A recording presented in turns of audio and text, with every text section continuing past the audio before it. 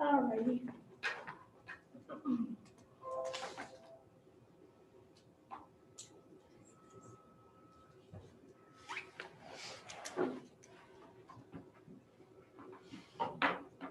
Alrighty. Need help? I'm just looking to stand in the meeting. Shouldn't have my glasses fogging up. You got a technology guy right there. Oh, you're good. Yeah.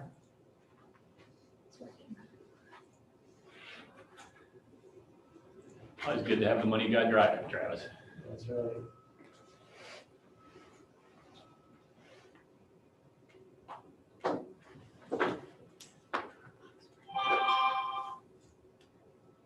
I don't understand that. At home, it's fine. That looks like it's great. I know. What are you screwing up? When I come in here, I don't have my drop boxes. Right now. Good, at home, it's fine. Is that me doing that? No, we're in a meeting right now. No, it's up here. I don't know if it's. I'm not We're in a board meeting. No, that's, Well, it's one or the other. I need to get my. We have a work session.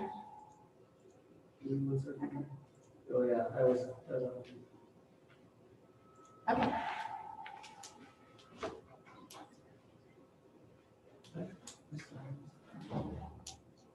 Feel like I'm hearing a speaker. Maybe kill the mic. Okay, sounds great. Thanks. Bye-bye.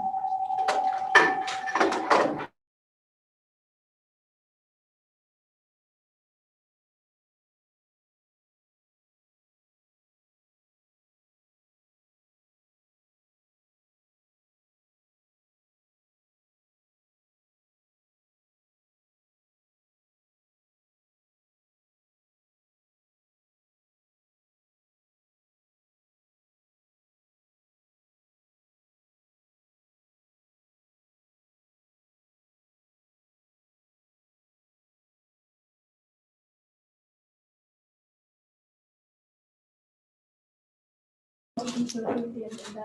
so moved. All right, all those in favor? Aye. All right, so Travis Squires is here to go through a kind of a state of the district, I think, financial presentation for us. You've got documents you're sharing. Did you say you were sharing it also with online, or is that? Yeah, this Both. is what's online. Okay, we will What do turn I need this to share over. a screen yet? Could you, I believe that I accidentally hit mute when you started because his was giving some feedback. Okay, so do we need to start over? Could you just start? No problem. Absolutely, we'll start over.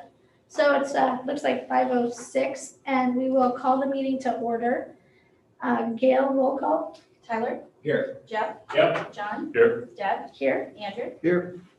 All right, and entertain a motion again, I guess we. So moved. So moved and seconded. All those in favor? Aye. Aye, okay.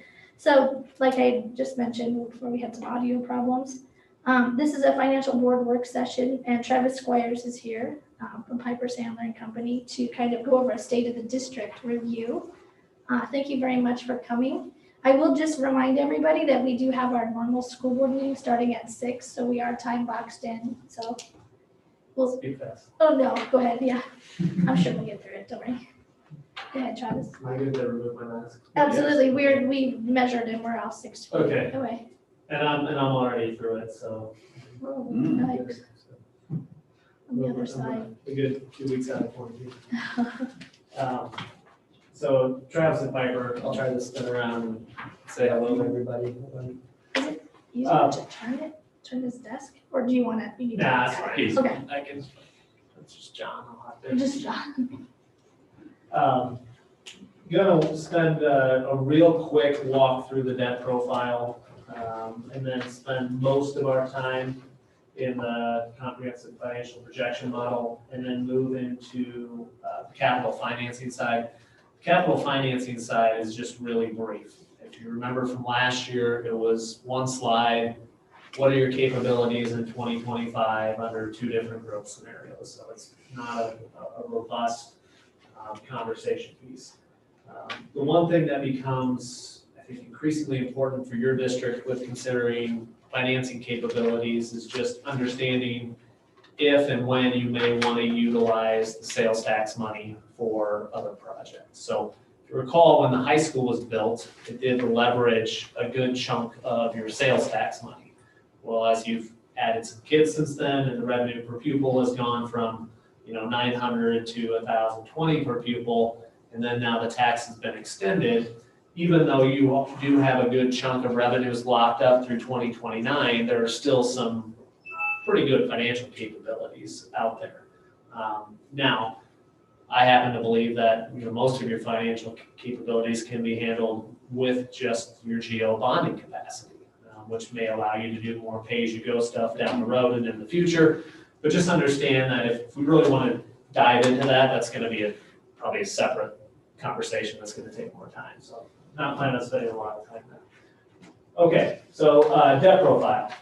Couple things that you're seeing here. This year I added the fiscal year, so that's driving fiscal year budget. The valuation year would be as of January 1 of those years. Your district hit the $1 billion mark on full valuation before rollback. A little over 600 million as a taxable valuation. Continuing very strong growth rate, 7% on your actual value.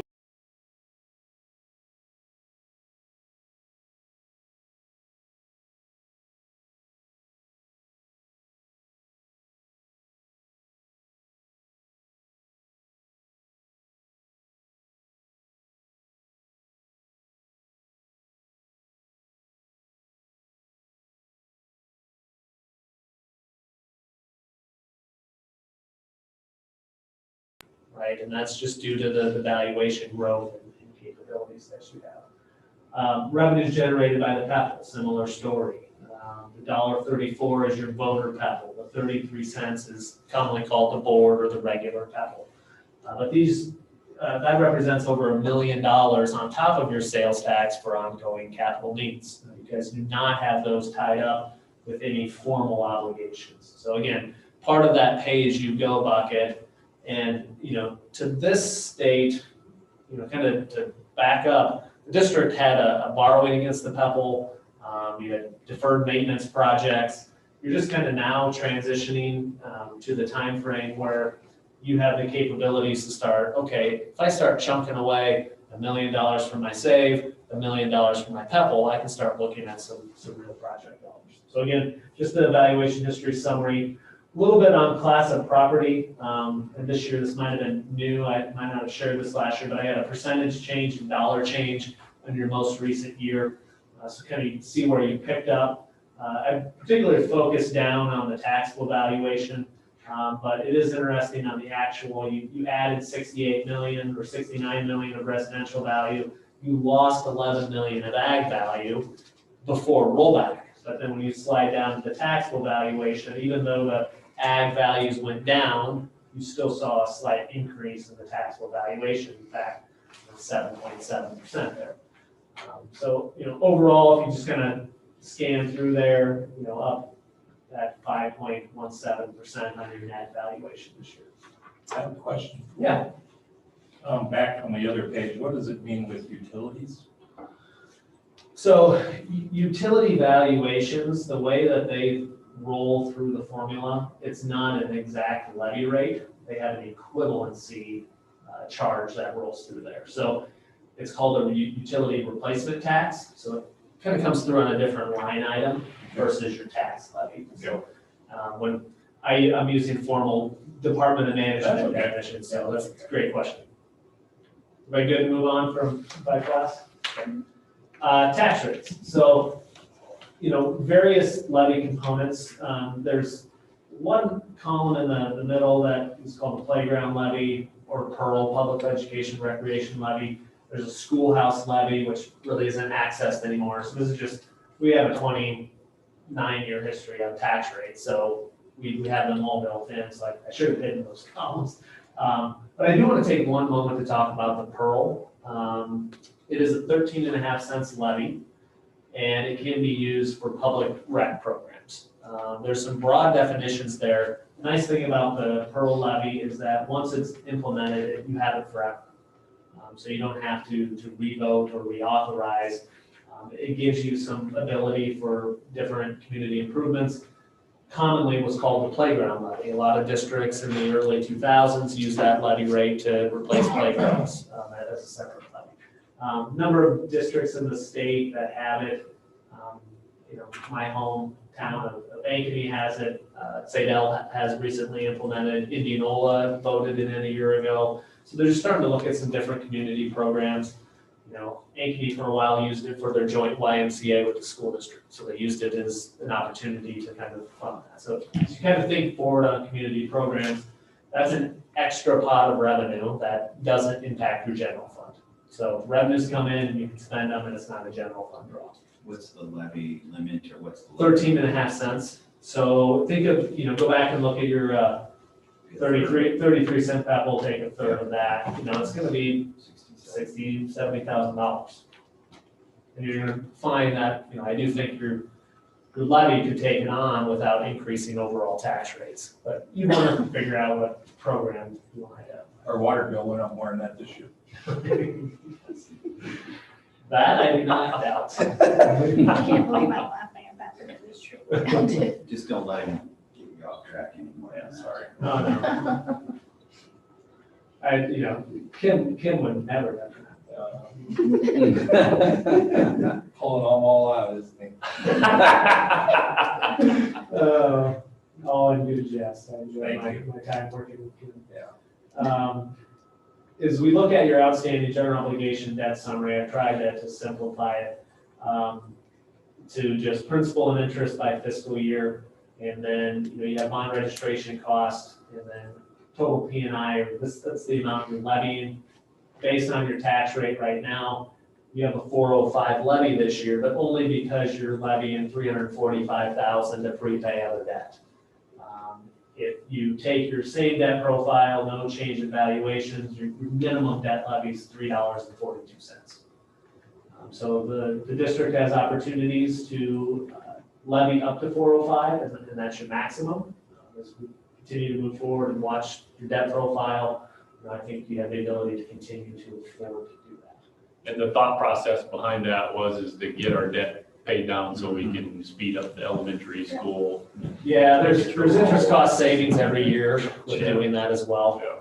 That's important. So as we start to look at, how that might play out with levy capacity. And so this is taking your existing debt, looking at various growth rates, and then holding your levy rate at 405. So you can start to see, cumulative dollar amounts over the next few years that you could look at. And I'm going to just highlight here the 5% growth in 2026. Let's say you have a 2025 project, so 2026 is the first year of the levy. Well, if you continue that 5% growth pattern, just based on your current debt, you would have $1 million of additional annual capacity to move forward. Now, at the time we sell the debt, we're locked into using that $771 million. So we don't get to structure the debt, to take those additional components on. But the other thing that you would be looking at is, right now you could levy 20 more years. Your debt goes through 2038. So you've already rolled off a couple of years and only have 17 years left on your debt.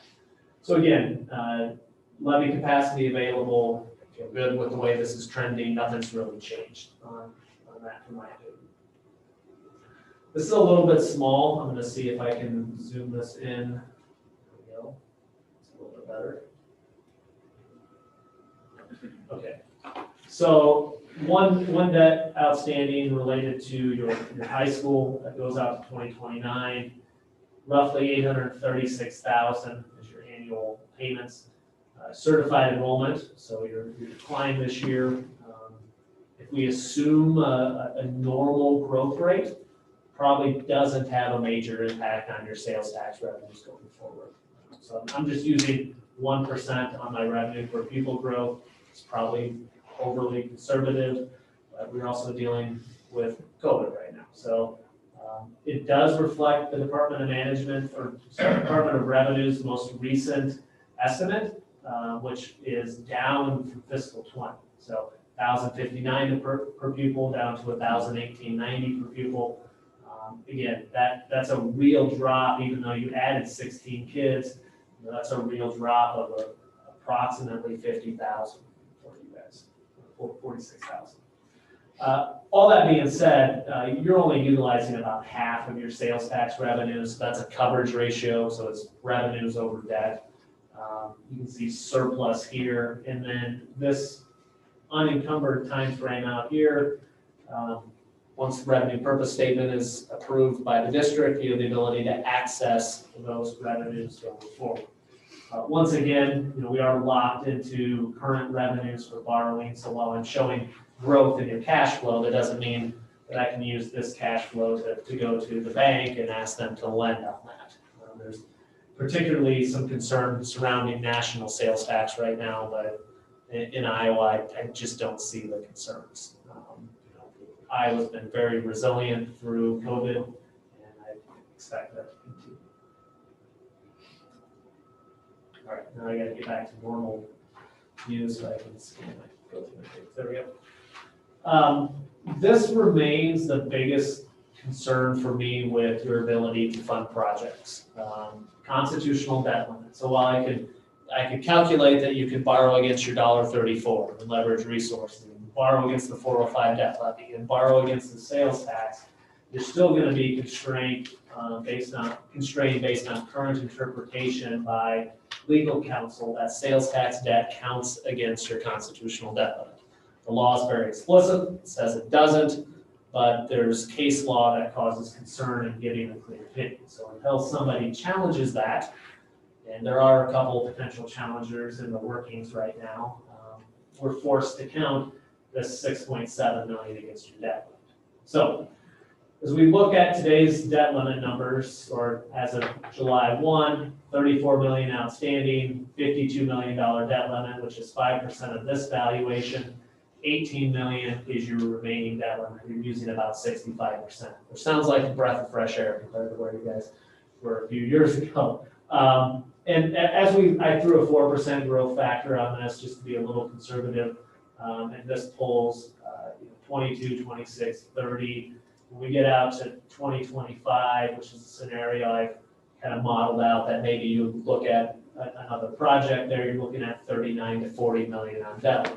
So probably not a major concern unless what you're looking at morphs into a comprehensive remodel plan and more space, and there's a new housing development that dumps another 500 kids into the district, right? Those are the things that you start looking at. You don't have flexibility today, but I actually don't feel that bad about you potentially having flexibility with 40 million of capacity out there.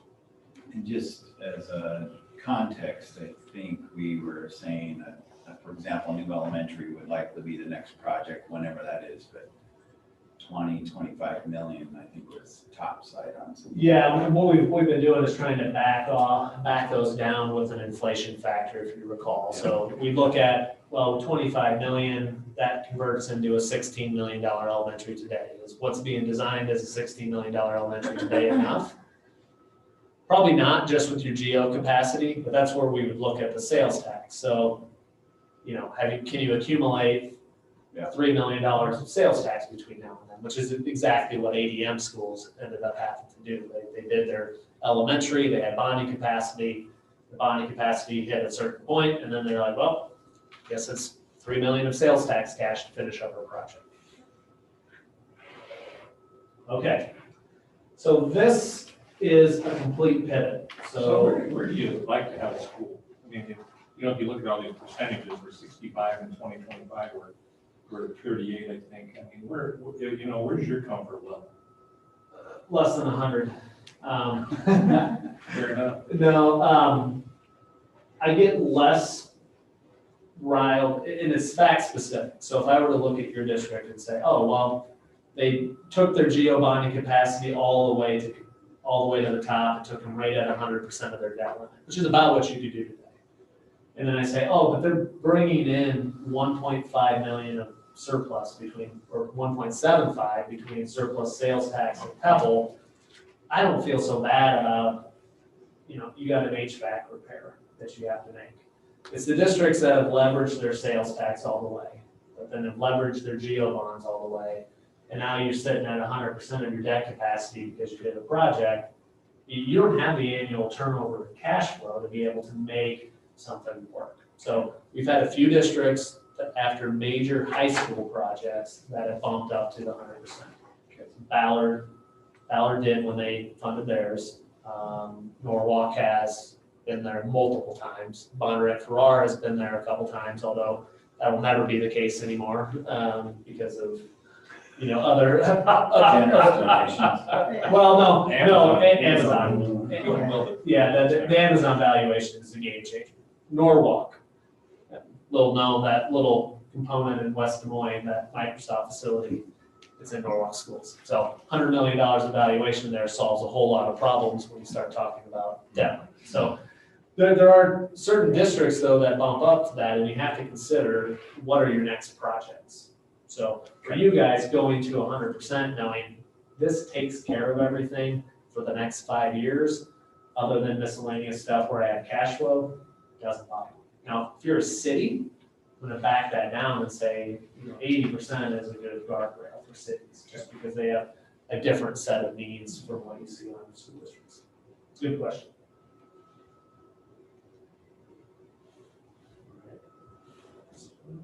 Okay. So for those of you new to the 5-year forecasting model and the concepts, what I'm going to try to break this down over the next 25 minutes or so is our goal is to forecast a 5-year period of time, but really zeroing in on what's happening in the next year and making sure decisions today don't derail what happens in the future. There's going to be variables that come into the model. There's going to be limitations in any forecasting model, and it's just if you miss a forecast in year 1, the ripple effect, right? So if expenses, and this is one thing I'll hit earlier, if expenses from fiscal 19 to what we forecasted in 20 were missed by 300,000 for the district, and then this isn't, it's not its fault, it's just expenses come in, special ed cost, primary driver of the increase in expenses for you from fiscal 19 to 20. All of a sudden, we have to reset the scenario and look at, okay, well, what does that mean as that ripples through? And that's part of what we'll talk through tonight. And it's a 5-year forecast you got to revisit each year. Now, you guys are on the cycle, right? So we did this a year ago, we're doing it now. Likely good to revisit in the spring, because I just think there's a ton of moving parts. And the biggest moving part is what's the state going to do with SSA? Statewide enrollment looks to be down about 2%. So state can pretty much give 2% SSA without costing them anything. Will they do that? I don't know. Because their concern is going to be, if I give 2% now, that raises the base to 2%. And then if I get into tougher times in fiscal 22, I'm building off of a base that's 2% higher. So I see their concern, why I don't think they're going to give you 4% when they can probably afford to give you 4%. But I do think that it's one of those things that, as advocates of public education, looking at adequate funding, some of the ripple effects, the budget constraints that districts are facing right now are due to the fact that we've been 2 for so long, and costs have been 3 for so long. And you happen to be, Gilbert, and you've enjoyed nice enrollment growth. So it masks a lot of the budgetary pressures that a lot of other rural districts are dealing with. And then all of a sudden you get a flip, oh, whoa, wait, we're gonna be down? And so now it changes the game where, really advocating for more funding makes a lot of sense. If you're growing at 2.5% enrollment, you get 2% new money from the state as SSA, you can grow your budget at 4.5%. That gives you a nice amount of wiggle room. You usually don't figure that you're going to settle your teaching contracts at 4.5%. Figure you're going to have to add some staff, but that's a little bit of a flexibility component. Now, if you're going into it knowing that 80% of your costs are going to go up by 2 to 3% each year, and you're only getting 2%, and your budget can only grow by 1%, well, it's not a great set of facts. So I don't want to be like the Debbie Downer from the standpoint of, sorry. I'm thinking Saturday Night Live here, right? The Debbie Ordall. Yeah. So from that perspective, there are some tough things to talk about. And, and I think as board members, you should feel free to ask tough questions here, and be open and honest. And if there's any public listening, just know that these are the early conversations. Anything talked about on staffing changes or, increasing class sizes or wherever this ends up morphing, these are real examples of a government working body trying to make decisions on a fixed budget. So we don't exactly know what that budget's gonna be, but we're gonna make it forecast. So history, I'm gonna skip through that. Essentially, we're looking at historical data, we're looking at trends, stuff from the CAR, stuff from mapping tools, fact tools. How do you evaluate your health is probably the one component I want to hit there. There's some rules of thumbs, but each district scenario is a little fact specific. For discussion purposes, let's just assume that if you're at 10 to 15% on your unspent authorized budget and solvency ratio, that's healthy.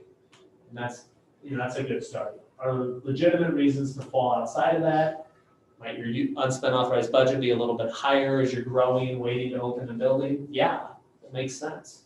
Because that's going to be a drag down the road when you open and add positions. Are there reasons that you're going to be lower than those ranges? Yeah, it happens.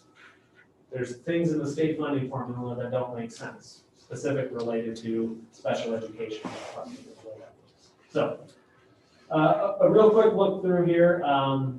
First year the district's been able to lower property taxes in a meaningful way was fiscal 21. So the payments that everybody just made, they're I'm sure singing your praises and writing you letters of commendation. I doubt it, but it's a good thought. Historical trend, last 5 years on your unspent authorized budget. All of these items look good. Now, the bars here represent solvency, unspent. Solvency, because low in 16, you built that up with your cash reserve levy to fiscal 20. Unspent authorized budget, at the same time, had some nice increases there. And then the last couple of years, you've eaten into that balance as a percentage of total expenditures. So even though your numbers, your unspent authorized budget has been about static, as a percentage of your expenditures, it's going down. Now, what did I say? 10 to 15% a good trend. Your district is going to maintain that. This is just personal. I like to see growing districts a little bit higher, right? Because you are in the position of, we're relying on some growth projections a lot of times, and it's a little harder to turn the ship, per se. Whereas a district who's used to dealing with declining enrollment and making cuts, it's a little bit easier to steer quickly. So I like that gray bar really where it's at in 20. The orange bar is good. I anticipate, and you'll see this in the model, that it will drop below that 15% line, which staying in that 10 to 15 range is good. So that's historical. As we move into historical expenses, this is new, and I'm just pulling up data out of your certified annual report. So maybe you've seen this before, maybe you haven't. But just in looking at some of your expense categories, this is just looking at your salaries, employee benefits, line items. And then you see the percentage of total expenditures. You've actually held fairly well, just under 80% for salaries and benefits. Some of your purchase services are, you can kind of technically lump some of those in there, but this is a very kind of standard breakdown for most folks. The changes in expenses. So as we kind of look, sorry, we're going to lose the headings, but remember 15 through 20. So changing in expenses, pretty flat here, 15 to 16. And you've seen about $1 million pickups, 6, 7, 6%. Keep it in mind that when we see an increase in salaries, that's not just, oh, you gave raises, right? If you add new employees, that's going to show up as an increase there. So it's not that salaries increase, we're given 6.5% raises, your salary line item increased by 6.5%. Does that Does that make sense for everyone? Okay. All right, so working through the model, and we'll come back to this. I just want to give you, we'll probably jump into the Excel file real quick just to show you a couple things. These are the same scenarios or high-level things that we looked at a year ago in terms of assumptions. So if we're looking at what are our assumptions in a base scenario. So this is SSA, or the State Supplemental Assistance Rate, at 2%, and flat enrollment, which is a change from our presentation last year. If we look at some of the historical trends, that's the top table, and then the projection is down below. Now, we've spent Gail and I have spent a little bit of time on looking at changes in expenditures. The one thing you're gonna hear or see here is that enrollment this year, your budgetary enrollment's down 0.88%. If we look at taxable value change, we're using 5, which is lower than your historical. It's about 2/3 of your historical.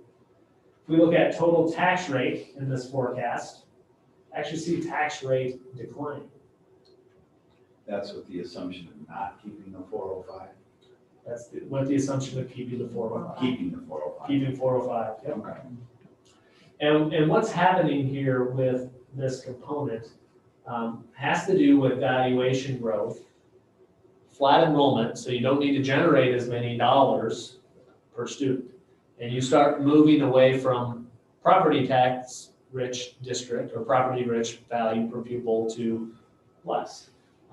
State aid helps you out a little bit more as you move that profile with flat enrollment and 5% valuation growth.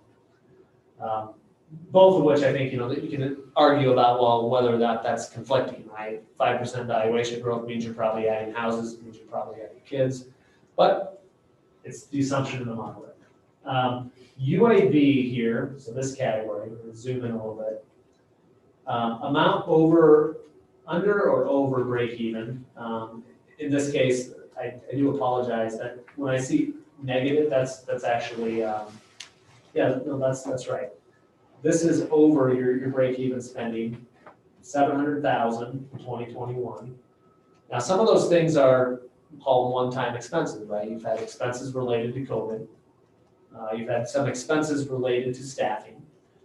And overall, though, your ratios remain really healthy. In fact, I can argue that spend down and the unspent is perfectly justifiable. Still keeps you in line with ratios. The issue is just watching this unspent line item out into the future. The thing I'll say here is really haven't made any staffing adjustments, open enrollment adjustments in this model. So what this is going to present to you is that over time, you see that unspent authorized budget ratio dip below 10%. I don't like that. This is the base scenario. Remember, we haven't made some of the adjustments. Solvency ratio, we're able to pick that back up with cash reserve. It remains within range the entire time. I would argue, though, that overspending your budget in order to maintain that solvency ratio is actually keeping your tax rate higher than it should be otherwise. All right, so your management fund balance, we spend down your management fund balance a little bit as well. So that's the base scenario. Now, in chart form, right? Lots of things moving around. All of these lines, these are things that are accessing off the right. So this is the SSA rate in blue, the general fund expenditure change in yellow. So settling in about 2%. The change in certified enrollment here is in the gray, right? Up, down, up, flat. And what the scenario shows is districts in general have the ability to make these lines move in opposite directions. So you can make this orange bar continue to grow while this gray bar is tanking. And that's the thing you have to identify. The thing we have to solve for first is the gray bar. This is your unspent authorized budget, in this case is a percentage of expenditures, and it's down below 10%. Tax rate, so again, picking up the historical and then throwing in the forecast. Again, this keeps the 405 levy, that's actually that gray section at the top, you see it maintains. Travis, do you want to give a quick definition of UAB? Unspent authorized budget. So think of this as over time, the district receives a dollar amount per pupil to spend. And there's some weightings and things and special authorizations that you can receive. But for a school district, that is the primary measure of financial health. It's actually not your cash balance. So what we want to do is monitor that level. And the way you think about this is that unspent authorized budget doesn't have a born-on date or an end date. So if you get spending authority, if you don't spend it that year, you carry it over to the next year. The next year, if you don't spend your current year authority, you can continue to carry it over. There may be years when you make one-time expenses. You know, we opened a new building, we had a bunch of extra costs associated with that. We had to buy a bus out of our general fund, whatever it might be. Those things would eat into your general fund balance. But you still, each year you generate based on your enrollment, based on the SSA amount that we call the break-even spending amount. And what you want to arrive at is that you have a break-even spending amount so that these gray bars settle into a goal range. And in my case, I'm saying for you, that's somewhere between 10 and 20. So how would you fix that gray bar? You would have to do enrollment, right? You'll see. Okay. We'll get there. Get there. Okay, so if we look at the base case scenario, and all I've done here is, and I'm gonna have to, apologize, there's a lot of numbers on these pages. Gail and I worked through these in a lot of detail. We looked at some various staffing changes, and the ones you're seeing in 21 here are what I call more the unpredictable, the kind of the COVID-related expenses that came in. So we have them in two categories, teaching, so salaries, benefits, just averages, put in there. The cumulative position changes, added about 226,000 of salary type expenses related to COVID. What I've done in the next year is this is adding staffing, this is decreasing staffing. So we looked at what is the scenario where we look at potentially decreasing some of these positions. And then we also looked at other changes. And so in this case, looking at 8 total positions. And this category 2 here is modeling out, well, sometimes you end up in scenarios where you have older teachers retiring and you look to hire younger staff. Most of the time, that means you're sliding down the salary schedule. So that's what this category 2 here is. So in summary, adding 220,000 of salaries in 21, adding another 200,000 in 22, but eliminating about 486 in 22. So that ultimately ends up net salaries, those changes you're forecasting down about 7,000 between those two. And the real savings there is not on eliminating the COVID, obviously changing a few of the COVID positions, some of them stay, but the big change is there's 4 salaries here, 84,000, 4 new ones averaging about 50. That's where we're picking up a little bit of margin. And then as we look at what would be a solution to eliminate the gray bar moving, I plugged in 2 staffing adjustments, one in 23 and one in 25. And so think about adopting the 2023 budget. When does that occur? The spring of 22. What are you going to know then? You're going to know your fall of 2021 enrollment. There may be a student swing back that pushes this off the table. But this would be going in, assuming flat enrollment, staffing adjustments in the future, 2 in 23, 1 in 25. Now, these are just numbers on a page at this point, trying to solve for how do we stop the decline of the gray bar. So if I zoom back out, and instead of going to the numbers, would you rather just look at the chart, right? Those numbers are small. Okay. So this is that same scenario here. You see the ability to continue to maintain cash reserve. We actually probably get a little bit high. I might decide to back that off and not take quite as much tax rate out there in 26. But your gray bars come down and then settle a little bit below 15, but you can see we're slowly picking a few of those up.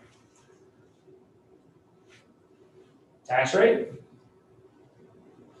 Remember, those were like 17.30, so about 10 to 15 cents lower here, because we've solved the expenditure problem also, because we don't need to add as much cash reserve back. Again, keeping the 405 debt levy. So it's a trend line there. All right. So that's just a ton of numbers on a page, but I do want to give you. Just to clarify why you're doing that. Yep. I mean, that had a 0 enrollment, right? Correct. Out 4 years or 5 years. Yep. So this is where, you know, the obvious answer is, well, are we being too constraining on our assumptions? Yeah. And I think the answer to that is I think so. I hope so. I still don't think that probably changes the plan in 22. I think what I'd say is 21's budget is a little overheated. Some of that is just the district reacting to what you have to do. It's what, I mean, you understand, you got to keep kids safe. That means you're doing anything you have to educate kids. You're doing the best you can. You've got that cumulative authority. You've got that cash balance on hand. And then you're going to have to step back and just evaluate. Can we continue to afford to do that or not? And it's really not much more complicated than that. And every district is going through these conversations. So this model here is the exact model that we're looking at. And what I'm going to do is have you also look at something we've done in just regular expenses, right? We're going to focus on these numbers, the spending authority. We're trying to get that under spending 100% of your budget. We're going to focus on that variance to the break even and the percentage of spending authority.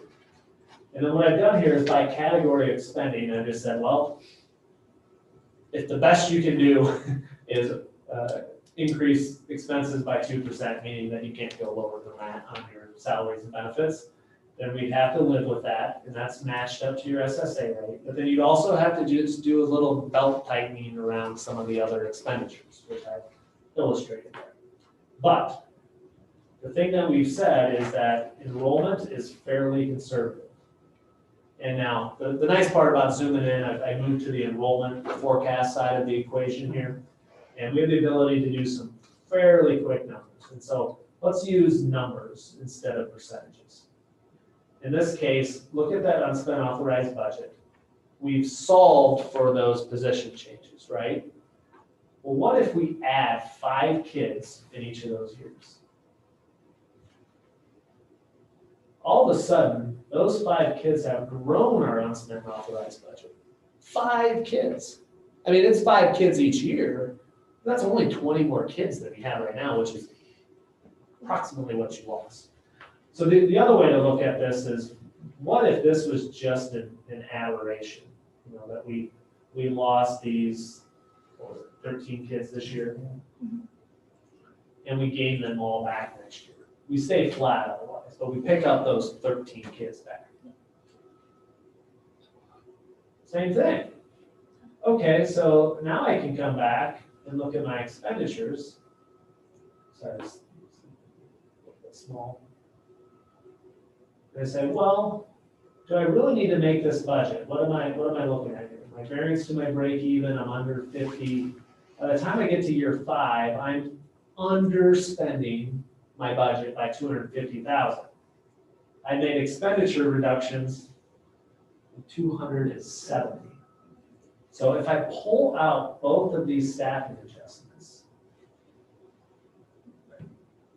I don't think it's quite perfect. You know, this is still moving down in the wrong direction a little bit, but instead of making one of these, let's call it reduction only, let's say we target a couple reductions by bringing in staff that may be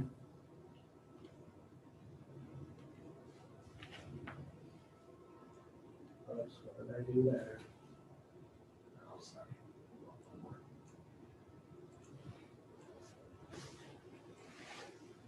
This should work. Okay. It does go back to 3.1.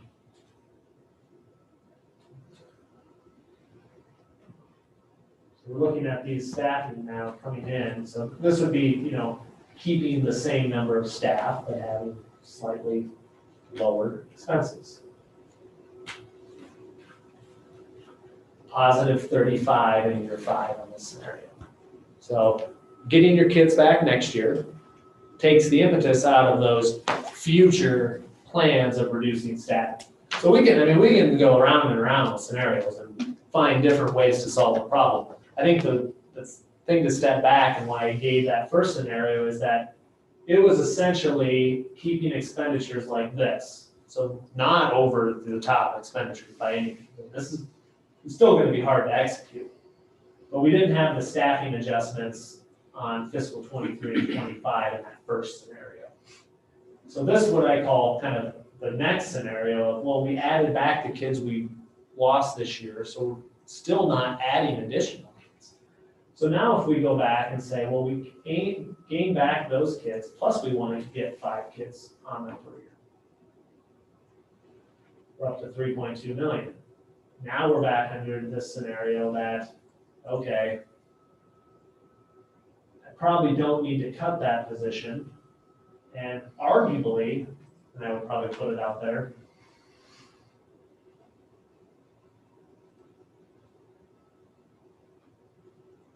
you can probably add a staffing position when I get out here, maybe 2. So, there's some ways to look at this, and the biggest thing that the district needs to tie together is the ability to add kids and deal with staff. Now, the place everybody maybe wants to go, doesn't want to go tonight, is open enrollment. Those kids count just like they're adding to your certified enrollment for the most part. So if you were to say that, for example, we look at our sections across the district. What do you have 4 or 5 sections per grade? 5 sections per grade. So if we were to take 5 sections per grade and just multiply that out, that gives you 60 sections roughly, add to 65. And you were to say, well, what if in half of those sections we were able to take on 1 more student? 30 kids times $7,000. That's a big number. So if we start playing with that aspect, and where I'm going to throw that in is to say, let's say you open this up and we had 5 kids times 7,000, and you do it systematically over a period of time, and you increase your miscellaneous income. You're back up to that 3.25. Remember, we also have this staffing here. And maybe you're okay with your staffing levels, right? We're not thinking that we need to add staffing, but we really don't love living under this scenario of cutting all of our expenses down to nothing. We'd like to be able to continue to increase salaries a little bit. That overheats it a little bit. The pivot's pretty tight on that salary number. But if we go the rest of these at 1.5, then I think I can afford 2.5. Isn't our projected enrollment to be down the next 2 years and then slowly start to come back up after that? Is that the way from a couple years from last year? We're going to be in a dip for the Next 2 years, You got a couple big, larger classes. Yeah. that are leaving and Yeah, we got it. So, 9 and 10, I think, are pretty big. 9 to 10. but this all gets into policy level stuff, like class sizes and, not that I'm saying you just need to pop the lid open and just everybody, all comers come in. You need to be thoughtful on your staffing, because what you can't do is add 5 kids or 12 kids in each class and then add a section. And now all of a sudden we have sections, and now we have sections, and now we need to add that building super. Thing is, though, you can afford to have the building sooner. If that's the educational programming that you want to go, then let's figure out how you fund it, which I guess comes back to the last section. Start looking at, Before you go there. Yep. I just want to hone in on all of this, the unspent authorized budget is cumulative, as you said, right? yep, correct. So can we just focus for 1 minute on 2021, and you got a $711,000 deficit? Yep. And prior to 2021, we're actually doing fairly well, right? Yep. So 2021 is an extraordinary year. Gail's been doing a great job of keeping track of COVID costs, which, if I read this right, we're at 263,000 already this year, and tracked in October another 53,000. How much of that 711 is COVID, and how much of that is dictating all of the direction that you're talking about? Because that's a I'm pulling most of the salaries off. We're pulling 125,000 supplies. Yep. Yeah. I mean, we've got year to date, if I'm reading this right, really 267,000 Yep. of COVID expenses, and that's just through October. But that's all funds. Yeah. We're just talking general fund here. Yeah, General fund's 222,000. Yeah. right. So I would just, You got some supplies, but I think Gail would probably agree, I think we've captured most of it, and we've attempted to back out a lot of it going forward. So what we've done there, I just want to make sure we don't have an. No, I think what you're saying is the 226, if I understand, Gil, that number might not change as much because you back the 4 extras and the 2 janitors all out of that number. What we try, what's not in the line item budget, in the line item budget, the one-time expenditures that we're not in the one, we're trying to capture in right there in that fiscal year 21. right? We try to pull that out and add additional into the budget. Right, so what we have here is, I just threw supplies, 125,000 more of expenses in the general fund outside of these other salary costs that have occurred year to date. You notice another adjustment here, and this is just something that Gail and I have been talking about, the opportunity to potentially look at equipment breakdown insurance and a shift from what I call more of a stress fund for your general fund to a fund that has an unlimited levy to fund. And you're never gonna get dollar for dollar back on an insurance product. I think we all recognize that, unless you happen to be the guy who says, hey, I bought $1 million insurance policy and I died 2 days later, right? You came out ahead on an insurance product. Most insurance products aren't a direct payback. It allows you to shift some risk. In this case, it also is an opportunity for you to shift spending authority. The spending authority, that UAB number, the gray bars, if you enter into expenses in your management fund for this on property here, equipment breakdown insurance, you essentially then realize the savings in your general fund. So we do have that built into this model right now as part of the solution. Is that what you're intending?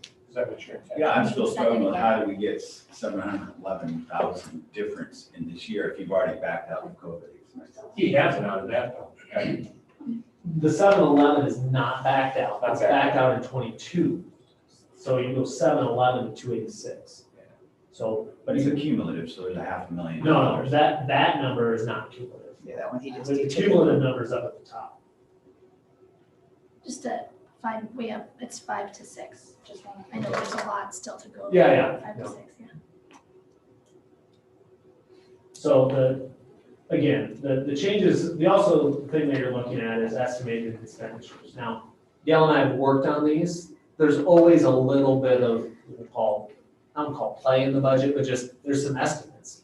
You know your salary stuff, but there's costs that you don't know, snow removal, things like that are built into the budget. So positive variances to that may lower the numbers. Now, districts usually ran a positive variance on the budget. I've already had Gail back off that variance. So 19 million is about where expected expenditures are. We're not being overly conservative at all on that number in Gail's opinion. Now, going to 711 over, that's a function, and you guys knew this, right? You knew going into last year, you guys had those priority position hires. So the year in which that happens, that always causes, that UAB number to increase.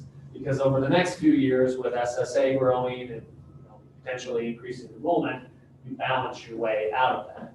This year, you kind of got caught between that. Well, this was the year we added those positions. Salaries and benefits came in. The other thing that always pops through here is special ed deficit is a lagging indicator. So if it's lagging through the model, then it can cause that to shift by 100,000 more than you would have expected. In your case, it was 180,000. In that 7-Eleven. So you start picking back up that. That's what I guess that's where I'd like to hone in on what's comprising that. What's comprising the 7-Eleven? But not for tonight, but I think that'd be something to come back to. Yeah. Okay. Agreed. Yeah, we can kind of drill into like, this Could use was meant to be big picture, Yeah. and now we're into the weeds. Sure. And the weeds are good, and you guys should work through those in chunks. Okay, let's figure out the 7-Eleven. Take 15 minutes to have a conversation about that. But the one thing I'll just kind of add, I don't see tax rate pressure for the district. Additionally, the ability to maintain your solvency ratio should be pretty good. Now, if you have a year that slows down and this dips below 10, I'm not too concerned. You're going to be able to bring that back up. But this model is fairly balanced. Now this was back to that original, the base scenario, even though it says V2 at the top. This was the base scenario that we had. Where we didn't have those staffing adjustments down below here. And the flat enrollment. So, a lot of information. Last piece, again, just high level bullets here. Financing plan, continue to levy 405 on the debt, 22 to 25, 4 more years. Again, future project planning in the spring, summer, fall / 2024. Low bonds in the winter, 24, spring of 25, a 20-year borrowing in the spring of 25. Now, that's not necessarily the pace that you're going, that's the pace of these assumptions. So if we look at 2 scenarios on valuation growth, whether averaging 3 or 5, play down through the numbers, estimated project funds, 4% cost inflation. The 3% scenario gives you a $15 million today cost. The 5% scenario gives you $19 million today's cost, which probably gets you an elementary. If you have Get you what? an elementary. We're gonna be bigger than 5%. I think so. I'm just proud of Travis, he's now showing us 5% scenarios. He should come in here and show us only 3%. Actually, he wanted to model, we talked about modeling another loss in enrollment. We're like, no, let's not do that. And that's assuming what timeframe, 2020? 25. You'll be voting in the winter of 24, the spring of 25, Yeah. and selling bonds in the spring. So opening a building in 2026. And we may not have that pressure as we just talked about. Yeah. Or you might, Yeah. or you might. If Yeah, We could. we have that enrollment pressure, then that's a positive. Now you We got money. could, but you should get the money back. I mean, I hate to sit here and always tell you guys, I just hate to say no to kids who want to come here. Yeah, I mean, I think there was certainly a time frame in which it was prudent to look at that approach, because if you accelerated and left it open, you would have been needing that building. Yeah. And your capacity level today, remember, you had 18 million of debt, so you would not have been able to afford the new elementary today. Now, as we look at this, you can afford that new elementary in that 5-year time horizon. Again, you have to get some debt repaid, you have to free up resources with valuation growth, and that gets you to the number. You don't have it today, so. But overall, it's a pretty good scenario. When you step back and think through, you have the ability to do that. Changes from last year's model, I think we hit this commentary. Was really not putting a lot down on paper, but we can talk more solutions Yeah. And, That's good. and as we get Yeah. into, the next key thing to trickle down for you is gonna be valuation growth in January, and then modeling different SSA. And the other thing I just task you on is, look at this enrollment this year. Is it an aberration or is it coming back? Because if it's coming back, then, okay, we gotta tighten the belt up, but, we're not talking cuts. If enrollment doesn't come back, then you have to look at, well, we've got to get away from this overheated scenario and get back to break even. All right. Okay, it looks like we're Yeah, over you're- our time. Thank you very much, Yeah, Travis. Thanks, Travis. We will, Presentation. Yeah. Sorry, John. I'm not getting into You just He was making smiling the faces. whole time. He was, yeah, the whole time back there. Or dozing off. One of the two. Thank you very much for that. Okay. So is there a motion to adjourn this special? I'm sorry. Work Move to session? adjourn. Second, all those in favor? Aye. Aye. I'm sorry, I missed that, guys. Andrew motioned Okay, and Tyler seconded. got it. We adjourned like 30 seconds ago. Cool. 6:03. Do anybody have to take a quick break before we dive right in? I just did. All right. Okay. Thanks for your patience. Absolutely. Thank you, Thanks, Tyler. Travis. Thank you, Travis. Tyler, sorry, I'm like lost here. Okay, 6:04. We will call to order our annual meeting of the board. Yeah, Appreciate it. I'm No, glad you're feeling better. yeah, me too. Gail, can we have a roll call? I certainly can. Is that, sorry. Tyler? Here. Jeff? Yep. John? Here. Deb? Here, And Andrew? Here. okay. We entertain a motion to So approve the moved. agenda. Second. All right, so that was Andrew Tyler again. Okay. All those in favor? Aye. Aye, okay. Agenda is approved. Is Trent here for public Looks forum? like we got a waving hand up there. Okay. Oh, God, I'm sorry. Sorry about that. Hey, Trent, looks like we have Trent Grenzmeyer from Grenzmeyer Leader Services via Zoom for public forum.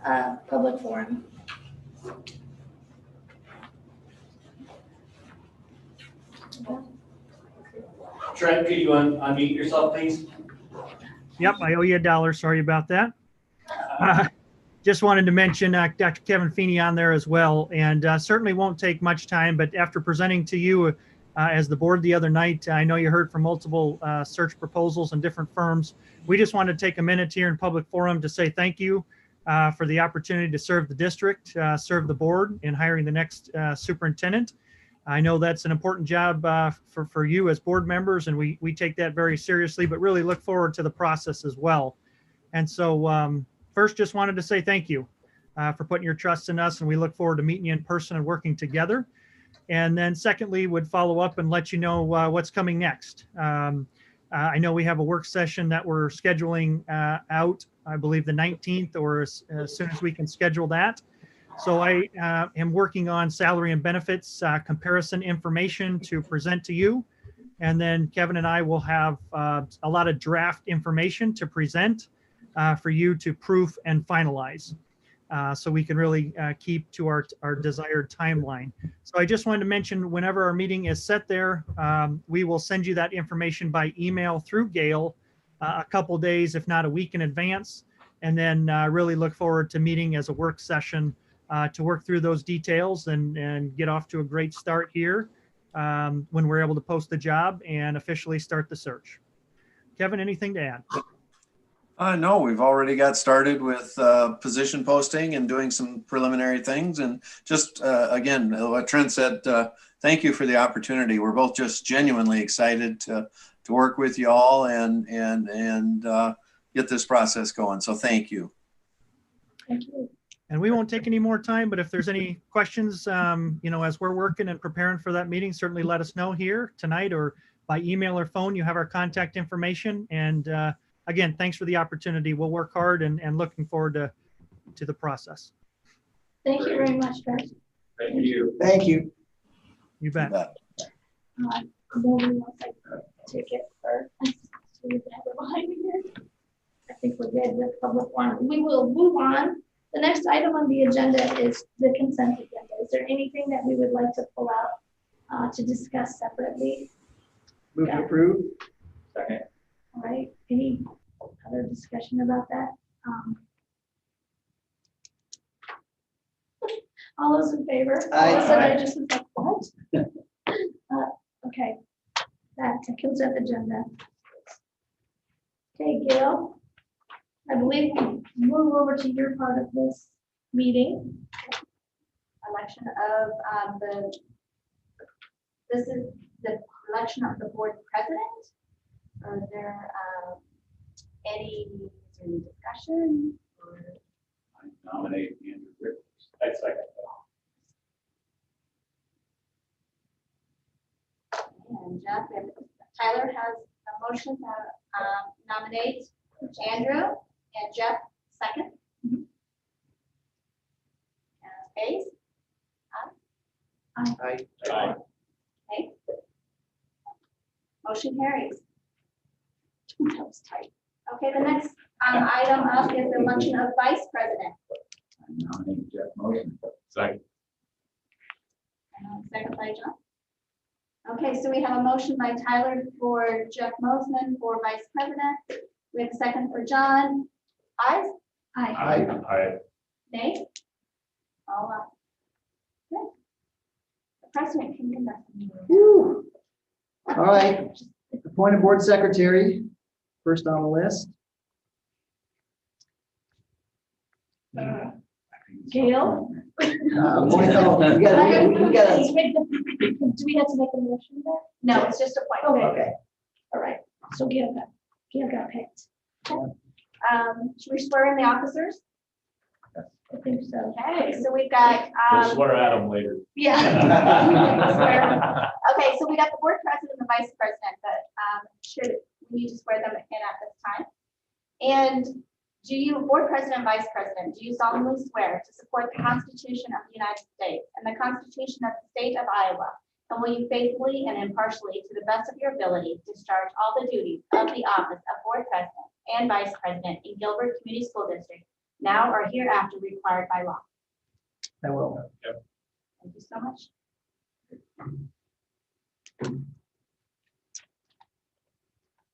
All right, meetings going forward, we'll still continue the second Monday of each month at 6 o'clock here at the district office. Unless anyone has anything different to say about that. Everybody okay with that?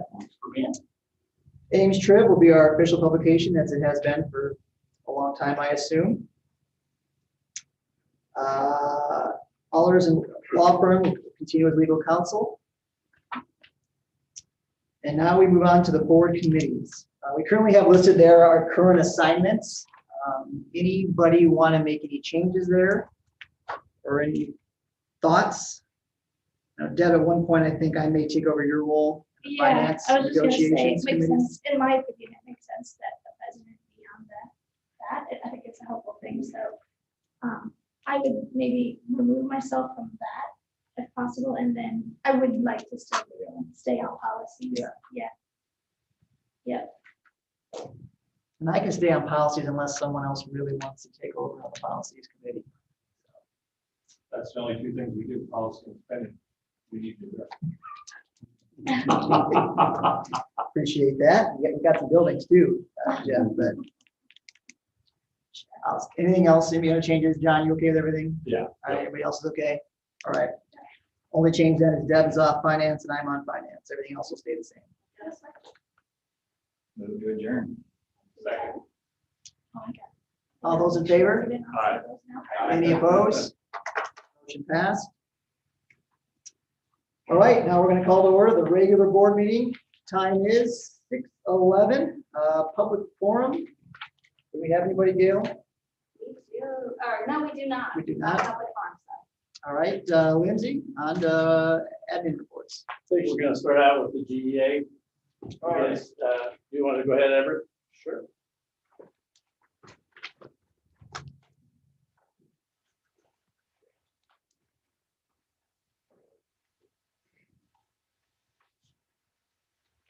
All right, so our goal coming tonight is to we as a GEA want to thank you for prioritizing health of the students, staff, custodians, everybody. Mitigation, what's been happening in the school district or the buildings, the schedule that we've been provided with to work with has been a blessing, I feel, for the teachers in our districts to be able to work the best we can for the students that we have. And then just valuing, you know, listen, I appreciate, I feel like I've been listened to, or we, not such a high, but like, the GA feels like we have been listened to. So that was the first thing I want to do, is just say thank you. Go ahead. So our goals for tonight, one of the big things we want to do is support you guys. Support the administrators in the decisions making moving forward. And we want to provide you guys with as much information as you can to make the best decisions that you can moving forward. We want to provide you guys with firsthand examples from staff, how Wednesdays are being realized for the instruction on site and for our remote learners. So I have quite a few members. I try to bring a diverse group of teachers along with me. So if you have questions specific to the buildings, because I know what I do, but I can't speak directly to what happens in the elementary buildings, what happens in the intermediate buildings, about special ed teachers, about teachers that move from building to building, to try and give you as many options that people will listen to in terms of making decisions moving forward. And in the end, the student learning is the goal, right? Like, when it all comes down to, we want our students to learn, right? So providing you with our staff are going to provide an update on how student learning is going in certain areas. So I think some of my elementary teachers have information based on how kids have been progressing throughout the year compared to the past. So we know how we've been doing even with the change in the schedule. Go ahead. Steps, I don't know where they're at, but Steph should be on there. Steph Lofty, myself, Beth Hochstetler, Cole Claver. So we've got a high school representative. We've got Kathy Hammer is speaking from the intermediates in terms of she is teaching online and in class. David Tinder is speaking from a special ed view. Nicole Claver is an elementary teacher that's only with on-site learners, while Beth Hochstetler is only doing the remote learners. Okay, and then Steph moves from building to building. So you can ask me questions if you need to. I was more trying to, if you have questions, have them speak. I'm here more as the GA role, if that makes sense. Go ahead. So, and one of the things we want to think about is from the kid's standpoint and from the teacher standpoint, the kids are really good at this. And that sometimes we notice kids carry everything really well, but down inside they're struggling.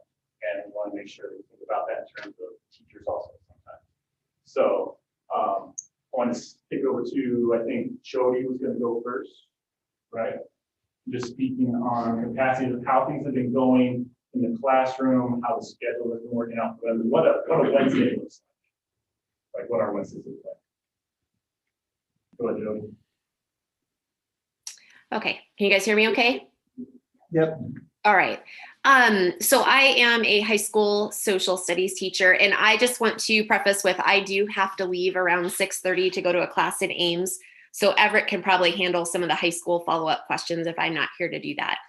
Number one, I just want to thank the board for providing us with a schedule that has allowed us to realize this school year so far. It's gone far better than I ever could have imagined. And everything has to do with all of the efforts that everybody put in over the summer and the plans that you guys have made. So thank you so much for creating the schedule and putting the mitigation into place to allow us to still be here in November. The Wednesdays for me, and I think for the other high school teachers who are all teaching both in person and remote learners, has been invaluable. I don't think, I spent a lot of time this summer trying to think about how this year might look and what I could do on the front end to make myself more prepared. And I think even having done all that, I was completely unprepared for how much was going to be different and what needed to be done. And I kind of feel like I'm a first year teacher all over again, which is a whole new world that I think I've kind of blocked out. So the Wednesdays are just a huge, huge help in that regard. And not just for me from the teacher perspective, but I think the remote learners need it as well. On Wednesdays, I can check in with my remote learners and just have one-on-one time with them, whether that's as a small group in a class period or whether that's a student that's kind of struggling to keep up or not understanding something, and it can just be us one-on-one talking about things, me reteaching them, asking questions. It allows me to prepare lessons for my remote learners. So if I need to record things, which there's not much quiet time at my house, I feel like, so having a dedicated place where I can do that really helps. It's also really nice to be able to have that time in the building where I can talk to another teacher if I'm struggling about how to put something together, to take an in-person lesson, and how I can make that something that my remote learners can easily understand, or how can I do something better to make it better for them. And then feedback. I want to be able to have that interaction with my remote learners and provide feedback to them that is valuable and that can help them be successful. So, for Wednesdays, that is just a huge amount of dedicated time that I can have to do that. And I can't imagine where I would pull that time from, because there's already a lot of time at night and on the weekends that I think most of us are probably putting in. So again, Wednesdays are hugely valuable for that. As far as how students are doing, I think most of my remote learners are doing well. I have, I think as of today, I have 22 that are remote between my American history and sociology classes. Again, most of them are doing well, but I do think there are those that are struggling. And so having that time on Wednesday where I can directly connect with them, or some of them actually come into the building just on Wednesdays, where there's not other kids in there and they can just focus on working and have the teachers sort of at the ready to help them if needed. And so I think for them, that is invaluable. I think a lot of the kids, there's a lot of anxiety, whether it's a family health issue or a personal health issue, or for whatever reason that they are staying home, having that opportunity and that option for them is a big deal. So again, most of them are doing well, but again, I think the Wednesday component is a big part of that, especially the struggling students, so that they can have some dedicated time. For me personally, I would hope that as we look into next semester, that we would strongly consider keeping the schedule as is. I think as long as we are doing or offering the remote learning option, I think the Wednesdays are necessary so that students can have the best experience. I think it helps us as staff prepare what we need to do to give them the best instruction and feedback that we can, but then also so that we can have that interaction and that connection with those students and build those relationships. I think bottom line, I just want to say again, thank you for what you have done for us so far in allowing the school year to happen. I'm so thankful that I can be in person with my students, but that I also have the opportunity to provide that remote option for the kids that need that, or the families that need that. And the schedule that you have helped put into place for us to allow us to do what we need to do has really been what has made that possible. So thank you. Jody, can you hear not Jody? Tammy, can you give us a quick rundown of just what it's like from a special ed standpoint? So hi, I am Tammy Tinder. I am one of the 3 special education teachers in the middle school.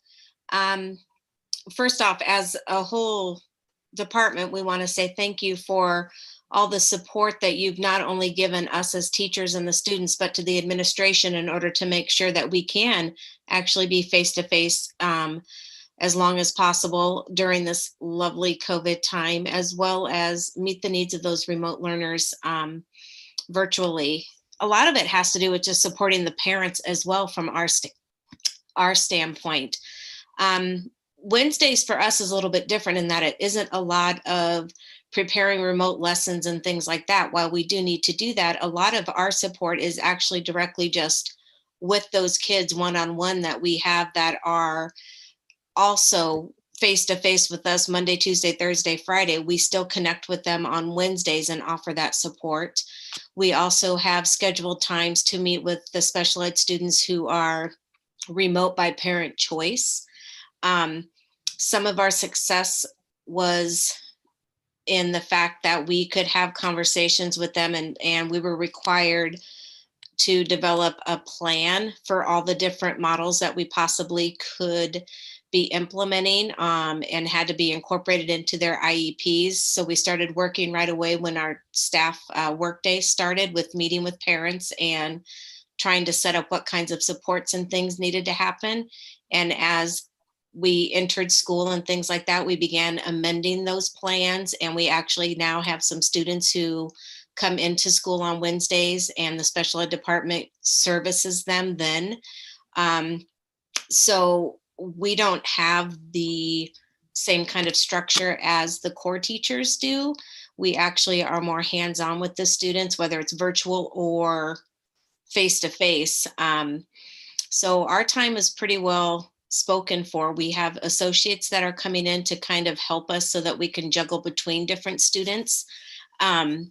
We have some that are planning to stay remote. And so we're starting to kind of problem solve what is that going to look like for them, because, you know, truthfully, services being offered virtually are not the same or to the same capacity as if they were face-to-face in school. So we're trying to figure out, how do we keep that progress going forward? How do we help them and help their parents? Because that's where the biggest struggle lies, when they don't have a lot of parental support at home for some of these instructional things that need to happen. We use our Wednesdays for that. We also use a little bit of our Wednesdays for some team time, to be talking with the core teachers to see what modifications and accommodations we can do. Because besides giving that specially designed instruction in our different areas, we also need to support them in their academic areas.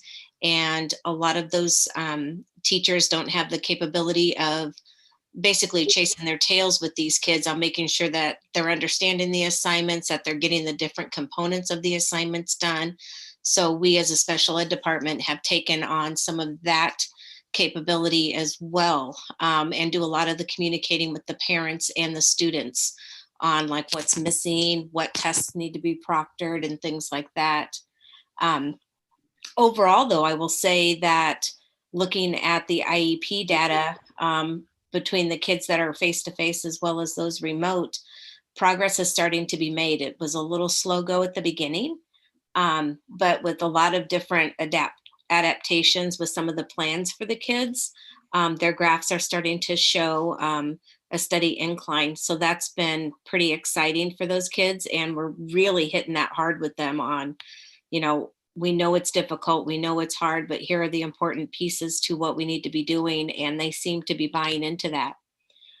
We just strongly feel that the Wednesdays are invaluable. I mean, we truly need those in order to continue doing what we're doing.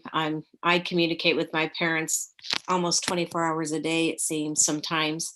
And if I didn't have some of that dedicated time on Wednesday, where I have that one office hour where I can eat lunch and respond to their emails, I just don't think some of those parents would be in a good place with their students. So invite you to come in and check it out anytime. You know, ask any questions, be there for you. So thank you again for everything that you're doing for us.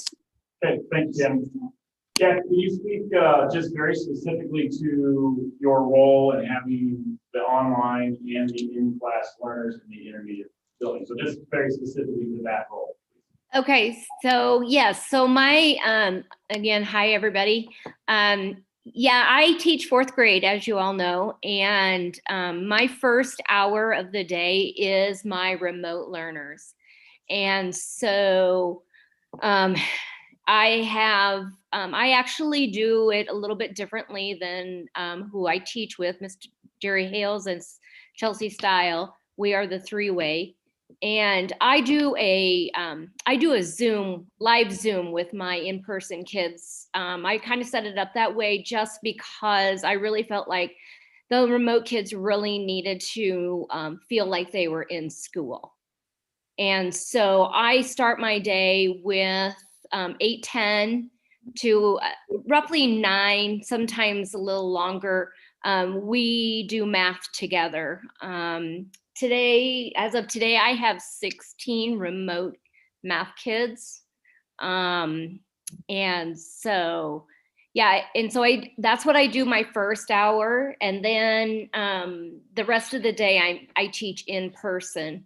And so I kind of have to switch gears and think about how I try to do very similar lessons, but you just can't do similar lessons. The online, you just don't have that connection. And I feel like I have to do more and more to try to make that connection with those online kids, whether that be during my specials time that I have. I don't have kids, I'll be sending emails with kids, or I'll be sending them a personal invite to a Zoom, and we do additional Zooms during my prep time. Then I fall back on my Wednesdays. Those are the days that I do connect with the kids one-on-one. As Taryn said and Jody said, we try to connect with them on Wednesdays. I also offer, if I feel like my in-person kids are struggling and I haven't had a chance to get to them, I do offer them to schedule times with me on Wednesday that they can meet with me one-on-one through a Zoom. And currently haven't had anyone jump on that one yet, but I offer that to the kids. I do work with them during our Tiger time, so I'm not as pushy on that to get them to join me on the Wednesdays because I'm trying to reach my remote kids one-on-one during that time. In 31 years, guys, I never thought this would be how I would see education going, but I want to thank the board. You have made it a smooth ride, and we've had bumps along the way, and winter's coming, and I think what we're doing is good, and I think we're in this together, and I think we need to continue to support us teachers as health. I hear of horror stories of teachers getting burnt out, and they can't do it anymore. And I think if we can stay strong and be Tiger strong, we'll make it. And I just want to thank you for having those Wednesdays and what we've done. Thanks, Kathy. Steph, can you talk just specifically about, like, from a special standpoint, how the Wednesdays work for you?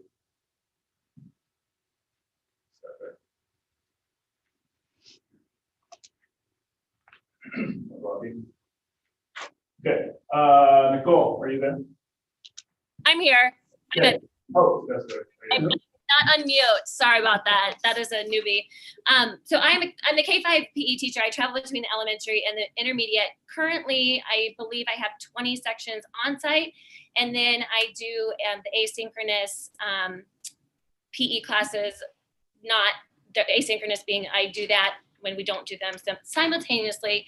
I just, again, want to reiterate what people said about just thinking for the forward, thinking on the mask mandates and the mitigation and all of that in an area where we are very social. Having a time to physically distance and re-look at my entire scope and sequence has been very valuable. We've had to rearrange things. Like Kathy said, this is my 15th year teaching, and I've had to re-look at every single lesson on mitigation and how do I clean equipment, and is this a time when I can look at the data and no, we can't share equipment, we can't use equipment. We started the year not using any equipment because the first 2 weeks. So having that time to kind of catch up with where our numbers are at and modify my scope and sequence, I would say that's been very helpful. And on Wednesday specifically, I've been working with a St. Cecilia's PE teacher to create videos for our asynchronous learners. They're getting what I'm teaching here, but I'm having to videotape myself doing all the skills. What I used to show and be like, we're gonna do this. I think last Wednesday I made 50 short videos, and then we turned them into GIFs, and then I had put those in the presentation and then record and all of that. So that's super valuable, as well as the mitigation of deep cleaning everything in the gym space is shared. At the intermediate, kids start in the gym, and at the elementary, they eat lunch in the gym. And that Wednesday has been super helpful, along with the other mitigations, but to keep those areas deep cleaned. And I would just like to say, like what everybody else has said, thank you so much for your support, administration and the board. And I'm really proud of what our district is doing, and it seems to be going well. So Thank you.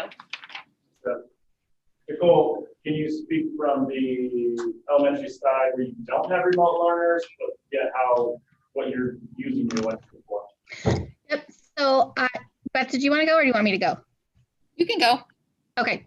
I am Nicole Claver and I am a kindergarten teacher and I teach completely in person. So our Wednesdays are super valuable at the elementary.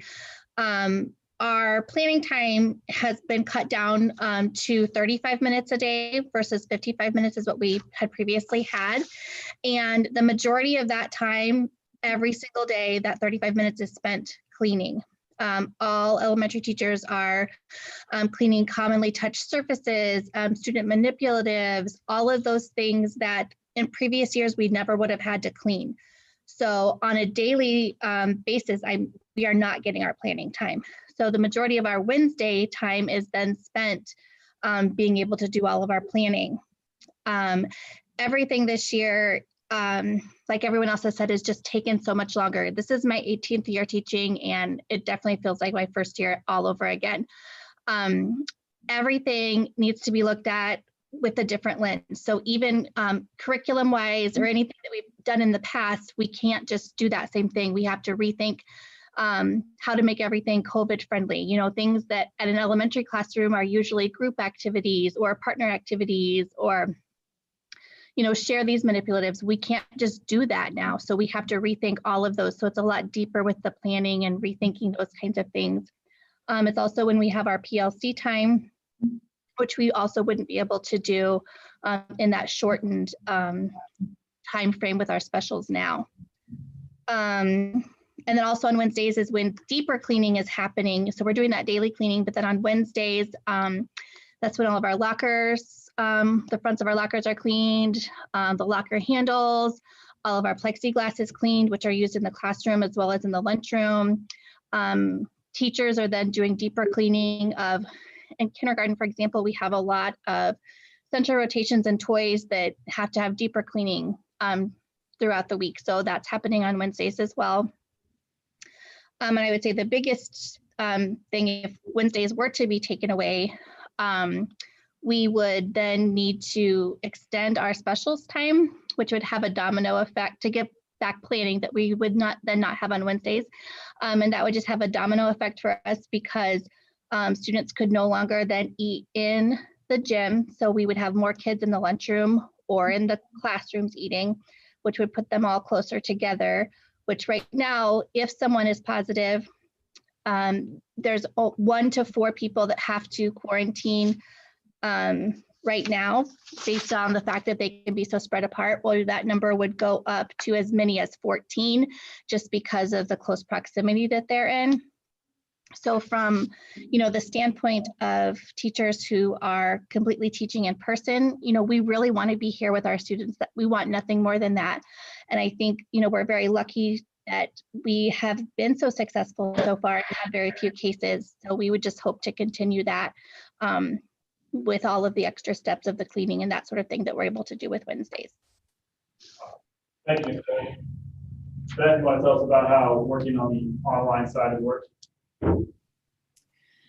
Yes, I'm Beth Hostetler, and I am currently the first grade remote teacher, only working with students who have chosen remote and also with quarantine students. I'd just like to say thank you for letting me be last. I'm kind of going to be like the Charlie Brown teacher. Everybody's going to hear wah, wah, wah, wah, wah as I speak, so I'll try to be quick.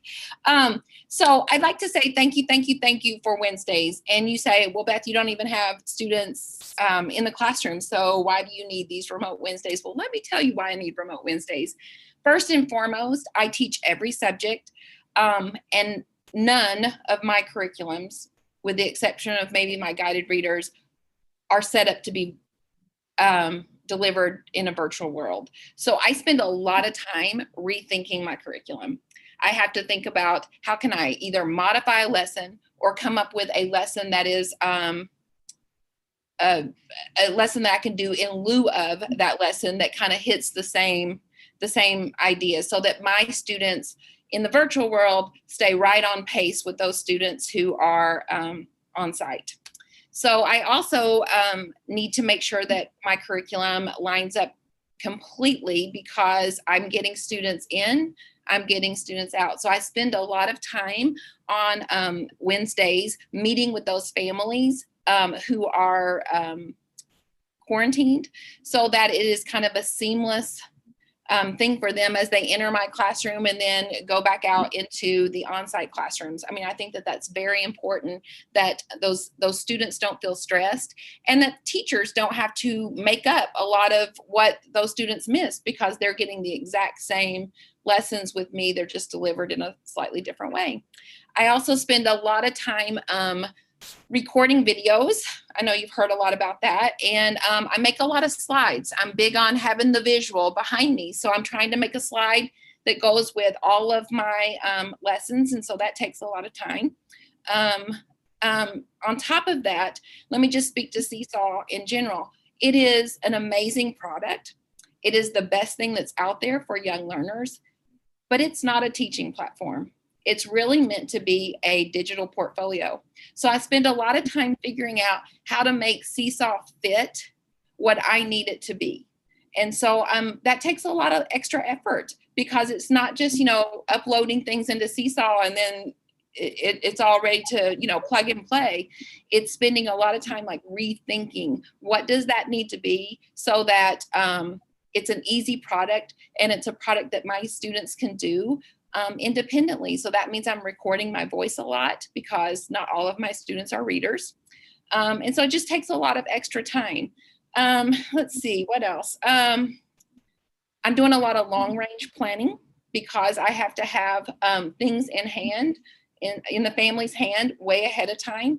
It's not, I can't go to the copier, make a copy that morning and then pass it out and everybody's got it. It has to be in their hands way, way, way in advance. So that's basically how I use my Wednesdays.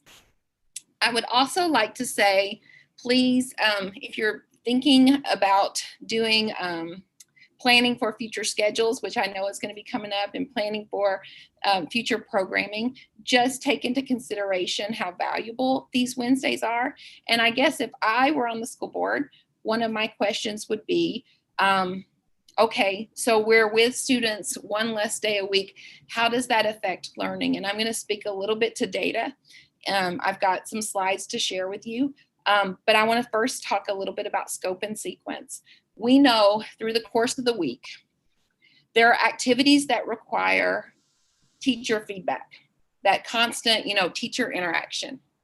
And we also know that there are activities that students do independently for fluency and to gain, practice at skills that they have been learning in the classroom. So we've just had to be really creative. We make sure that all of those activities that require that immediate teacher feedback happen on Monday, Tuesday, Thursday, and Friday. And then we are using that Wednesday to have that independent practice. So it's things that they would have been doing normally in a week if we were here 5 days. Now we're just making sure that those activities happen on Wednesday, so that we're in keeping with scope and sequence from past years.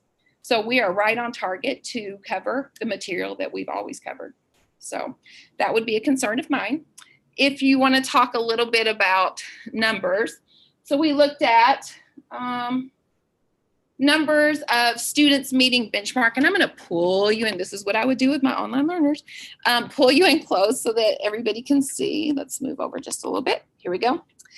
So if we look at numbers of students who are meeting benchmark this year, 92% of our kindergartners this year with 8% below benchmark, and this is fall data.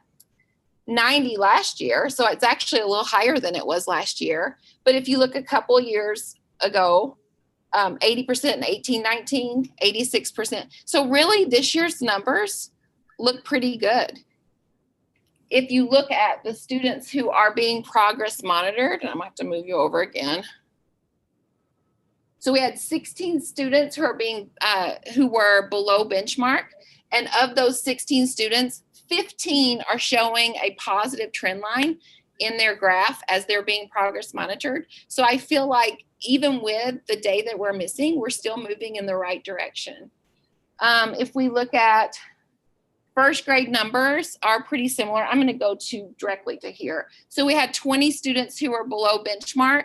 19 have a positive trend line in their growth. And so that would be pretty typical. You're always going to have somebody who you're going to have to continue and say like, okay, so our tier two intervention is not working. We're going to move to a tier 3 intervention. And we will still do that even with that Wednesday off. I'm going to So 33 students were below benchmark in second grade at the beginning of the year. Again, 28 of those students already have a positive trend line to move toward meeting the goal in the winter. So I think even though we're not together on Wednesday, we've gotten really creative. We're able to deliver the same materials that we've delivered in the past, and our students are showing growth. So we just had to get really targeted with our instruction and get creative with how we deliver our instruction. So thank you so much. Thank you, Beth. We go to the next slide.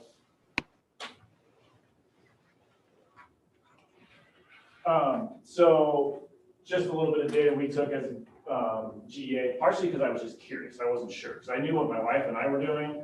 I knew what some other staff was doing. So we surveyed our staff, and about 70% of our staff is working 5 to 6 hours per week above what I would call their normal. So what I would call my normal during a normal school year is a little bit of an ebb and flow on the weekends. If I've got a physics test that comes in, I'm going to spend a few hours a weekend hammering out those physics tests. Or, you might after school or time, depending on, and that's my normal. Or, you might have another teacher that spends an hour or two after school, but they don't do anything on the weekend. It's whatever their normal is, right? And I asked them, what is their normal? And I had like none, 1, 2, 3, 4, up to like 10 plus, right? And 70% of the people that responded were 5 to 6 or more. So that ends up being, and we're talking roughly 30 more days of work that's getting done. So a lot of us are putting in 6 days a week. And it's just what we have to do. It is what we have to do to survive. At the beginning of the year, it was a lot worse. It's starting to level out. We're starting to figure things out a little bit in terms of the ebb and flow of the quarantine kids is tough. How to figure that out early was kind of a pain. We're getting that, I think we're getting used to that now. Some of it's a conditioning thing, like you take on a new job and like your body just has to kind of get used to it, right? But it is what it is. I think my wife was in this weekend working about 5 hours. I worked for about 3 this weekend, but it ebbs and flows, okay? If that's with us working on Wednesdays, if that makes sense. It's the 5 to 6 plus is on top of what we're doing during the full day on Wednesdays. And I just want to let you know we're working our butts off for you, right? The work is happening to try to do the best we can to get the best instructional product we can for the kids in our district. Thank you. Go ahead. Thank you. Go ahead. So, and we don't need to go ahead. We'll be done. Now, so moving forward from a GEA standpoint, what we would like to see is, given the current conditions with COVID, the current schedule and the calendar, it's working. I feel like it's working as well as it can, right? I don't know what would be different. Anecdotally, I talked to teachers in other districts that are doing what we're doing without the Wednesdays, and they're like, the product that we're not putting out is as good as what my coworkers from different districts. I feel fortunate that I work in a district that's allowed us to be professionals and put as good of a product out for our students as we can, right? The mitigation has gone well. We spent a bunch of time cleaning. I really hope that BioS stuff is not carcinogen. The kids have done really well with it. The mask has hardly been a problem. You got a few kids that buck the system a little bit. I think some of the little kids, my son, I think, likes to wear his mask. The little kids, I think, like it. And then our end goal would be just trying to get through the entire year, maintaining continuity. Once kids are on a schedule, they're used to the schedule. Kids like things to be normal. So we are in favor of maintaining what's going on moving forward. So, not sure what your plans were, but that we just wanted to let you know what's happening from the ground, boots on the ground, how it's going, how it's being used. I don't know if you have questions for us or anybody that's with us here. Yeah, I got some questions. Go ahead, fire away. How many people are Zooming versus playing videos? How does that pan out for everybody? That's a good question. Because Kathy Hammer stated that she was having a hard time connecting with her kids. So how do we know if we're connecting with kids that are watching videos? Well, some of that has to do with, there's products out there that you can put into play. My wife just showed me last night. So like if a kid is watching a video, they can't move forward unless they've answered a question. Okay. So they're interactive. Yes, there are interactive tools that we use, and the name of the thing is. Oh, that's not my didn't know that. Can you guys help me on that? What's the name of the? Ed Puzzle. Ed Puzzle, that's the word I was looking for, yep, Ed Puzzle. So a lot of that's gonna come down to, and a lot of it's building relationships. I have a handful of physics kids, and I'm to the point now where I'm almost trying to really trying to get them to come in. Like they don't want to come in at the big time, but they're actually okay with coming in on Wednesdays. So I set up labs and have them come in and do labs on Wednesdays with me, and they're actually completely fine with that. So, and then and that's the thing that I've struggled with physics is it's very much like within my class, I can sit down and I can sit next to your daughter and look at her math and see how it was going. And that's where I can pick up a lot of problems. So for me and specific, that's harder to do online. And I've tried to set up, there's an app that I use called Marco Polo. I don't know if you've ever heard about Marco Polo. I try to use that for them to contact me back and forth. So they can literally, I'll have kids that will video their math problem and be like, hey, I'm doing number 6, and they'll video it to me. And sometimes I get that at 9 o'clock at night. So I go and I start writing down the problem on a piece of paper, and then I video back to the students. So that's some of the stuff that we struggle with trying to get done. But we meet one-on-one, or we as a high school have office hours on Wednesdays. So we have those balanced out so we don't run over top of each other. And then so we are supposed to meet with our online learners at least once a week to try and have a one-on-one to connect. And there's social emotional attributes to that, just to kind of see how the kids are doing. Because you can kind of tell just by watching them how they're acting, and there's stuff that we've done. We've contacted parents off of those interactions. Just kind of we're worried kids aren't always, participating, kids aren't always interacting with us, and stuff that we would have our thumbs on better while they're in the classroom. That's the stuff we're trying to help maintain as best we can when we're working with them online. So when you say you had those numbers up there, you're comparing everything. Are you comparing things just on test scores? In terms of where you're meeting, like you got so many kids behind, or they're not keeping up. Oh, How are was you that measuring? for How are you Beth? measuring? I think you're that? talking about. That's what Beth had. Yeah. Yeah, but how's she measuring that? They're, Beth, what was the data you guys used? Your AR reading or Nicole, can you talk to that? Beth? So that was looking at our FAST data, or was that A reading specifically? How did you know if you had, say, I won't get the numbers right, if you had 5 kids behind, but 4 of them are making an incline, how are you measuring that? Ashley, you want to speak to how that works, since you enter more of it than I do?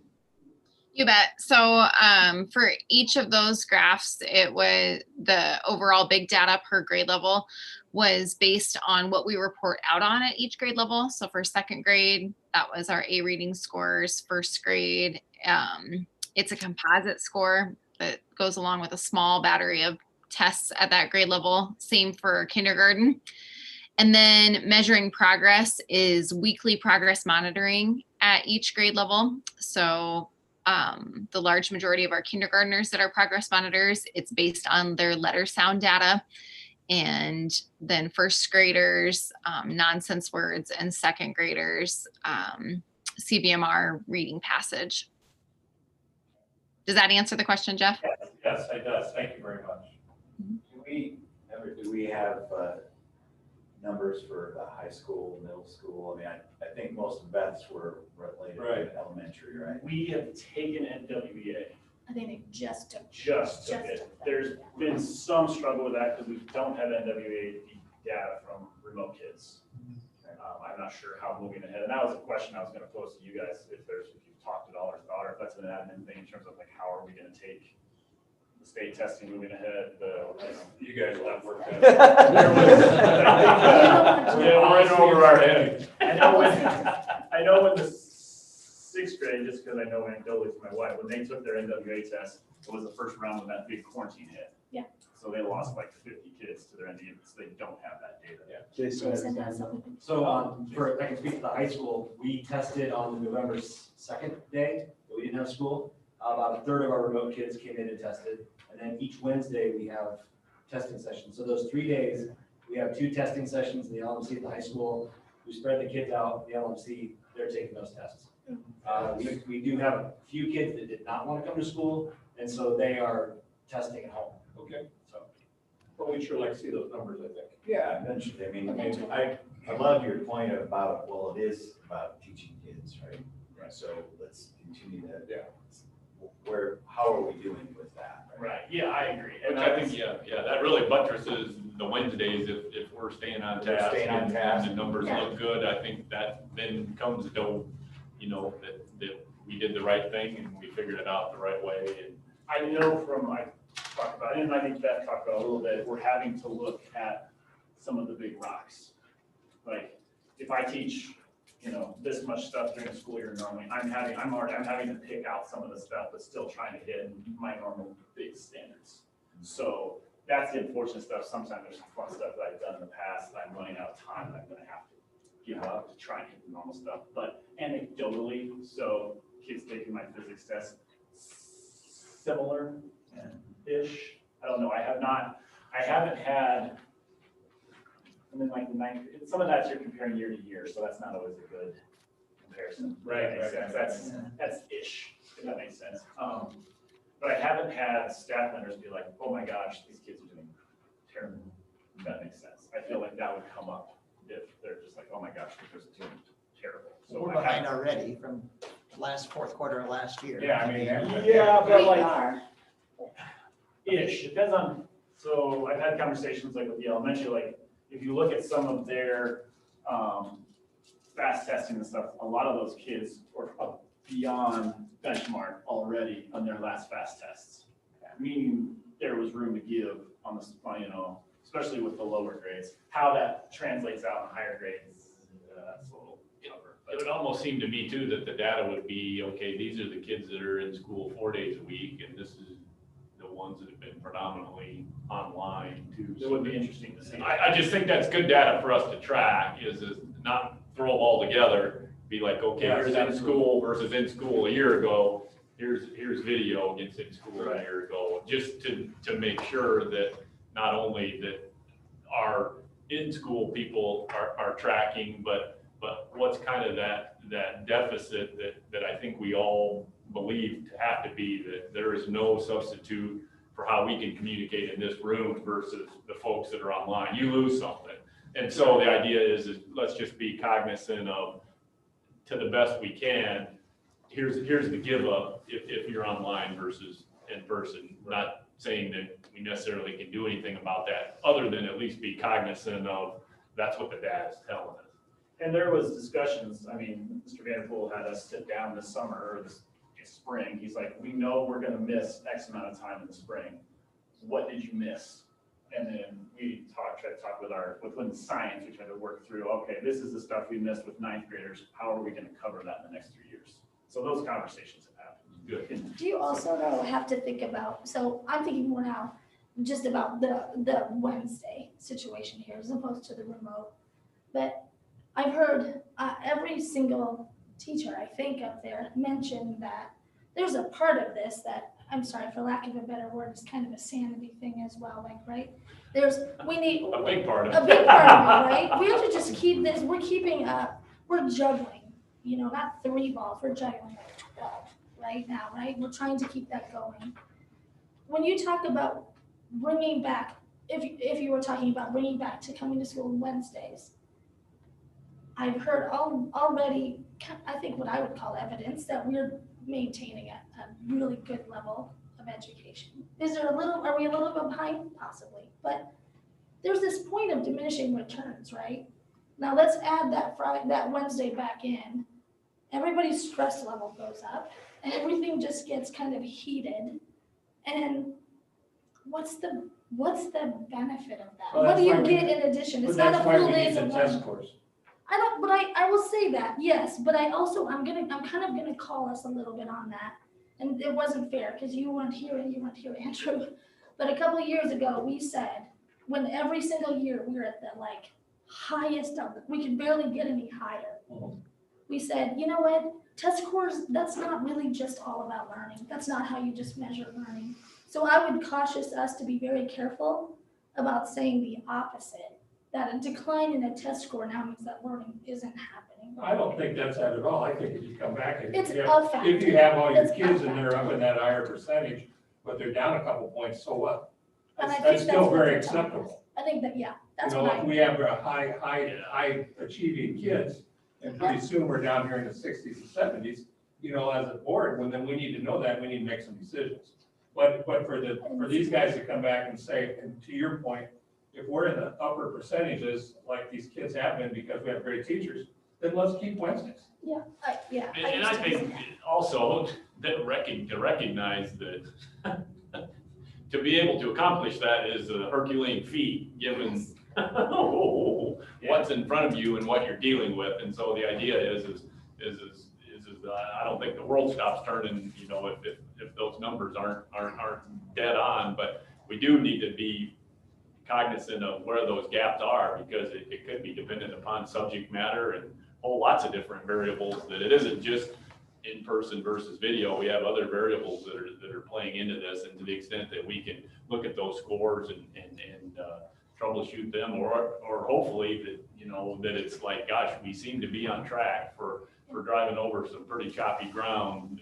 We've done a pretty good job. But our administration's done a great job in terms of trying to keep that in mind and moving forward. That's, the thing just to keep in mind is if one came back 5 days a week, but kept the online learners, something will have to give.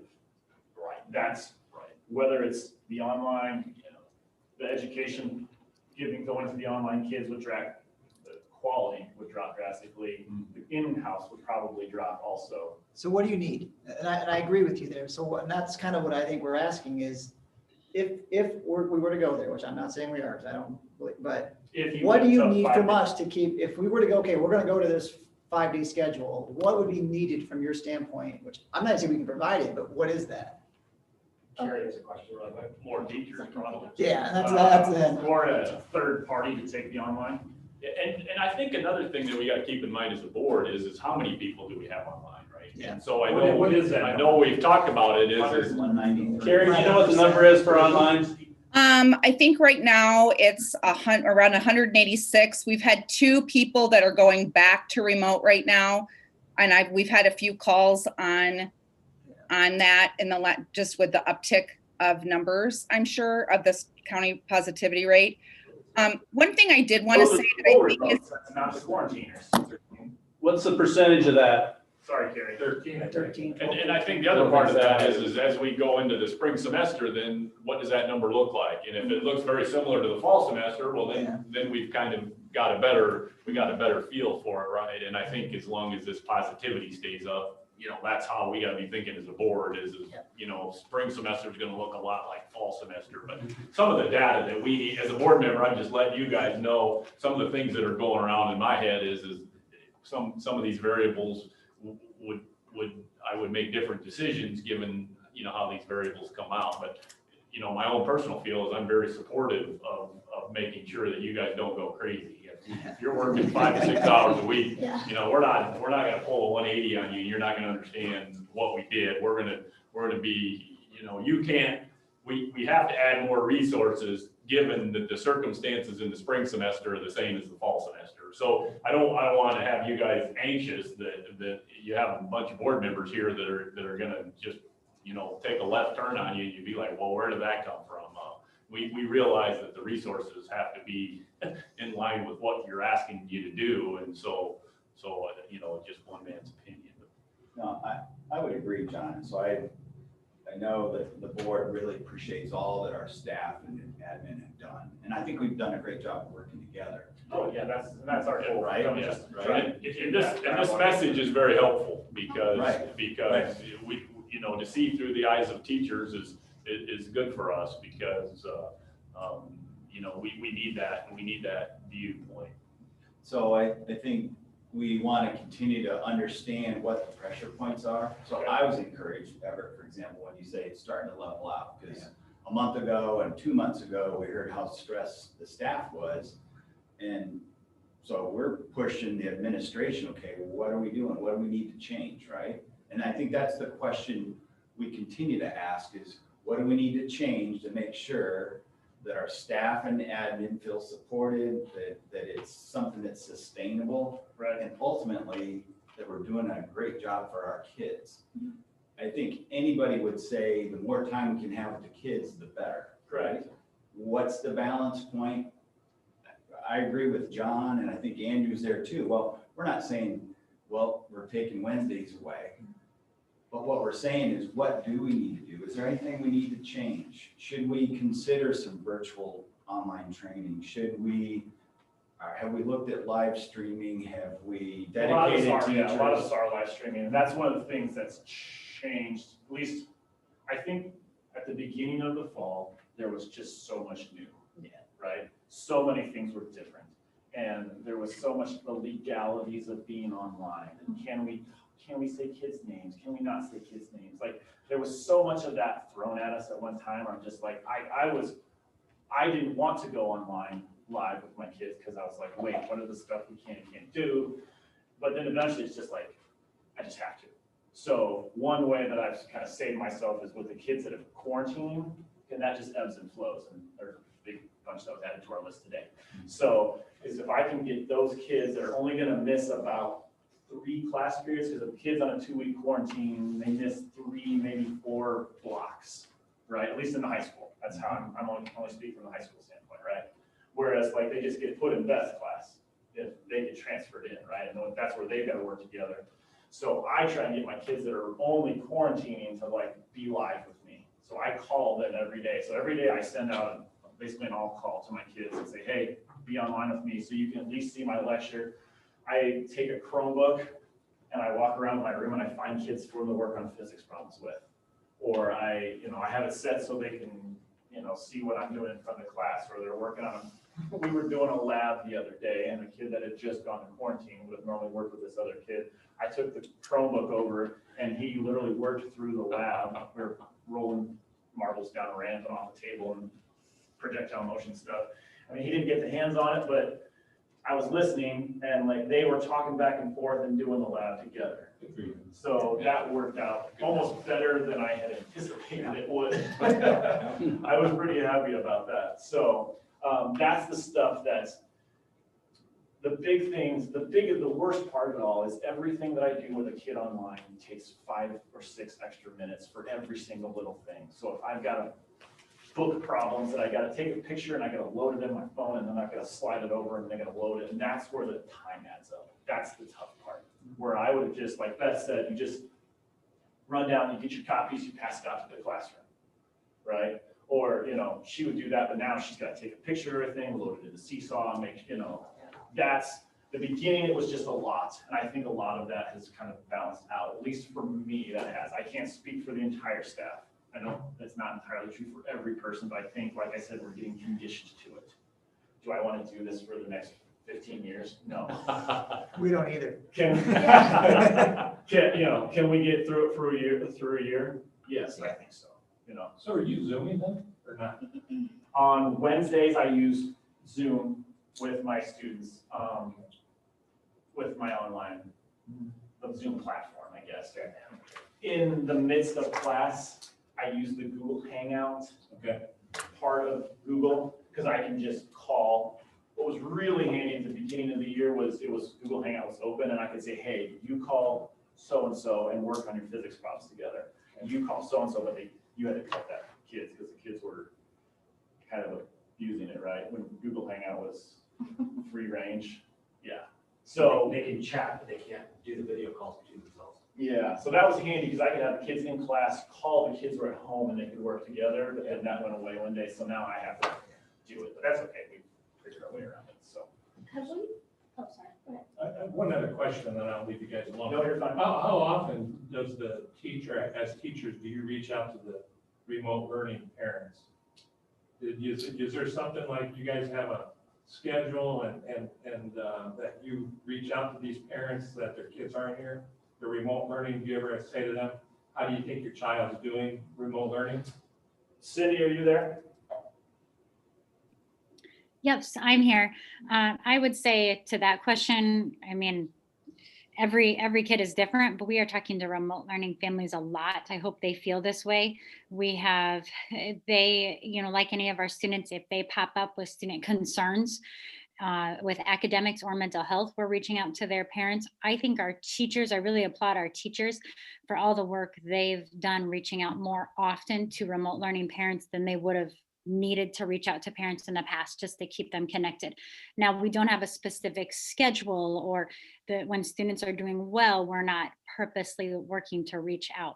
Our quarantine students, I do want to add that in here because that's significant. For example, right now we have 22 students who are either quarantined or isolated because of a positive test at the high school. Those families we always connect with right away by phone. I connect with them by phone.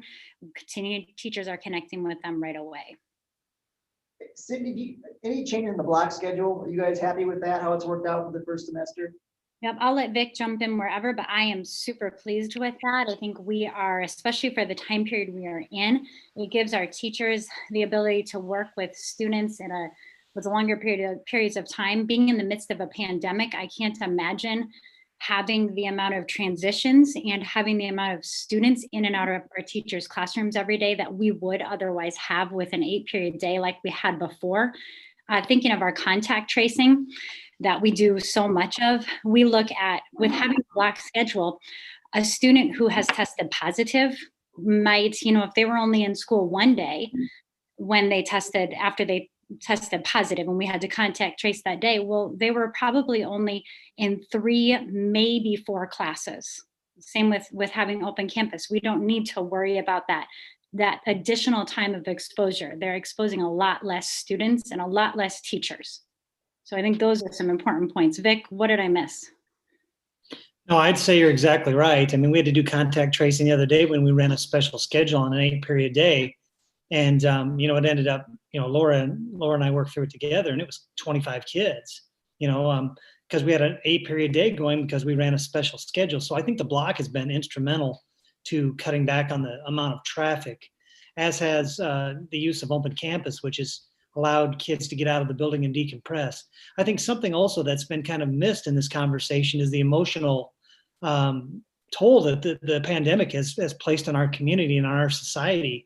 I think there's been a lot of strain on our kids and our teachers, and I think having these days to decompress on Wednesdays for some of our kids and still have some expectations of things they're doing on Wednesdays, but our teachers to catch their breath and get organized and connect with kids, and especially just to connect with them from a social emotional standpoint has been huge. Every day we're trying to make contact with remote learners and things, and the block schedule has made a huge difference for sure. We've kind of been high school heavy on this, so I don't know if the elementary teachers or admin want to chime in on it, so I don't want to try. I'll go ahead and say, just because my remote, I send a email to all of my parents every Monday, just to share what their child's remote schedule looks like. And about every 2 weeks, I do send my parents an email because I said at the beginning of the year, we are partners in this.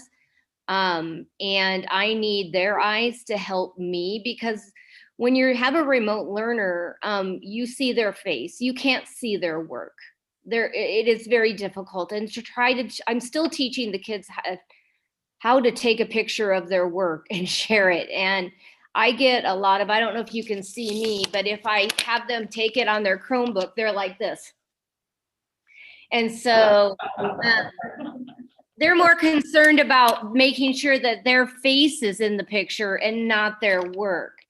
And so I had to rely on my parents to help me out. And so I email them. I try to email them every 2 weeks and ask them how they're doing. I just made contact with a parent because the child had their head down while we were Zooming. And I sent the parent an email and saying, hey, just wanted to give you a heads up. Is your child doing socially, emotionally? And I try to make that connection with the parents because it is important for them to know that we're a team in this aspect. So. One last question from me is just related to mitigation.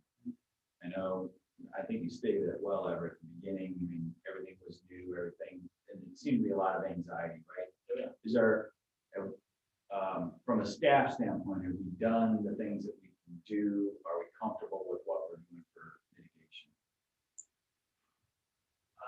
I mean, if somebody else wants to jump in, I think so. I mean, that might depend on the person a little bit. Like, I feel comfortable with it, but that's just me. So I don't know. If there's anybody else wants to chime in? I will. Can you just clarify about mitigation? Is that what you're asking, the safety and mitigation? Yeah. Do you feel safe at work? Yeah. So I initially was very concerned about traveling between 2 buildings and having 20 sections and what that would look like, especially in PE. I would also say the music teachers I talked to were kind of concerned about that. What we're doing I think it's great. I feel that the numbers, I constantly look at the county numbers and use that aspect of it, but I again want to say thank you for the early mask mandate. I think our kids were used to wearing them before other school districts made that. Personally, I do still do the highest level of mitigation that I can. If you walk into the elementary or the intermediate gyms, like we have boxes taped out. And I think a lot of people are doing that as well, to the highest level of, and the support of the board and our administrations has been phenomenal, as well as our Ashley Soma, and I know Lynn Reed, and I've gone to them multiple times on different things. So that's my perspective. I feel that what I had originally isn't there, but I do think with the numbers, it's kind of like this, it's getting a little closer to home, but I just want to say thank you for that. I don't know if anybody else wants to speak to that piece of it, but being between 2 buildings, I think we've been doing a great job. So. One thing we don't want to steal is the thunder from the GEA, because you guys have done an outstanding job. And I want to just say thank you for all the work that the teachers and everyone has put in. It's outstanding. We will talk a little bit about mitigation because we have to have our mitigation point person there just chomping at the bit, ready to go, and to talk a little bit about that. But I don't want to take away from what you're doing there. So go right ahead. No, I think we're good. Okay. I don't know what's any other questions point. Actually, I think you go coach 5th and 6th grade basketball. No. Practice. All right. So, thank you. Where do you guys? Thank you. Yeah. All right. Thank you very much. I appreciate it. Thank you. Thanks to all the teachers too for presenting. Yes. Thank you. Ashley, they were talking about mitigation. You want to go ahead and take the step? There's some things that we talked about sharing for the mitigation portion of it. You bet.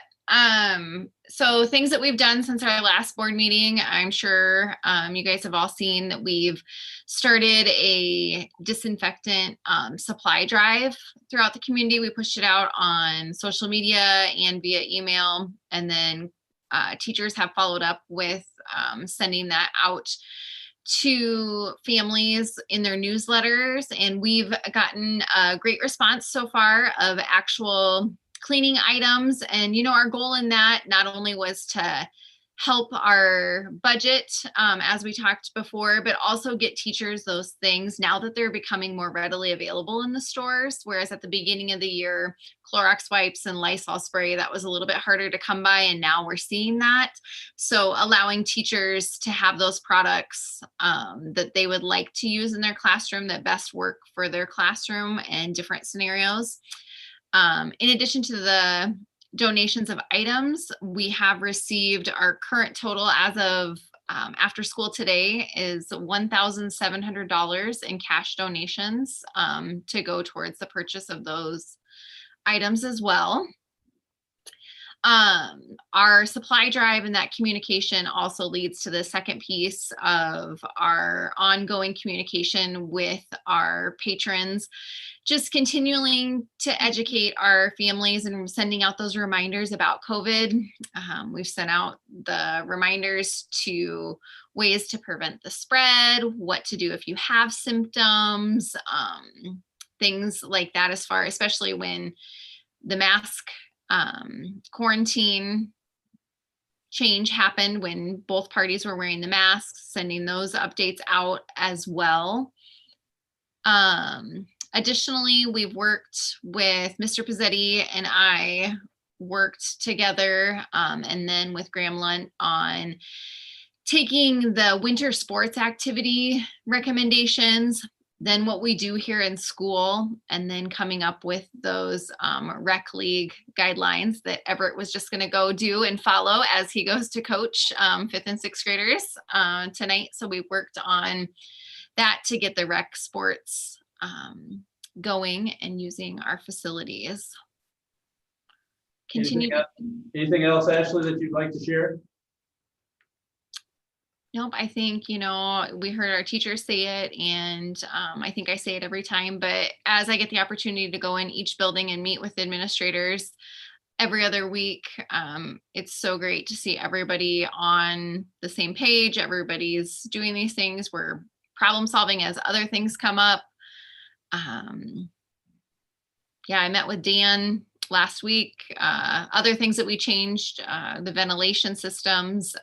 We used to change the filters out once a year, and then some of them every 6 months. And then we changed that to quarterly, and that just got done. And I just think having all those checks and balances and a team of people has been the key to our success. Questions for Ashley? Yeah, what's going to be your position on with the beverages and the food on the basketball and games and stuff? I see that the conference recommended not allowing any food into the gymnasium. What is I see Vic raises his hand. I'm not necessarily think that's a very smart move, but that was my question. Go ahead, Vic. Well, I think the thought behind it, or the intent behind it, was to give the school districts, each district, the flexibility to do things and give them some recommendations. But I think the thinking, after talking with Tim, and Mr. Beecher can jump in because he sat in with the Raccoon River our superintendents a while back, is that, when you're in a tight space and people are screaming and yelling, and most people have their masks off because they're eating hot dogs and nachos and things, you're creating an environment where a virus can be spread. And if you can contain it within, like in the commons at the high school, and have them eat out there where they're not screaming and yelling, and surfaces can be easily cleaned, then you can maintain an environment inside the gym that is much safer with masks required and things, is what I think the intent behind that was. But the Raccoon River Conference gave a list of guidance that could be implemented in different ways. And it was suggestions, not requirements, but things that each district could implement in a way to keep them safe and reflect what their community's goals are and levels of mitigation. So Mr. Beecher, do you want to add anything to that? You hit the nail on the head. The big thing that they talked about was they were trying to get it so that if people brought food into the gym, all of a sudden the mask isn't down and they're eating one kernel of popcorn for the whole time. There's no mask up. We're going to try to see what we can do here. Having it out in the commons area, we're going to see how that will work. That way we don't have to, have the battle going back and forth. It is, just as he said, it's a recommendation. So home management can have the discretion there. There's going to be home management situations where we as a district say that people will be wearing masks. You can go to other Raccoon River Conference schools and they do not require it. But if you're coming to our place, you're going to wear a mask. That's part of our expectation. Just a quick thing. Oh, do you have any other questions for Ashley? No, I don't. Thanks, Ashley. Can you pull up the one that Lynn did? I just want to have a quick one.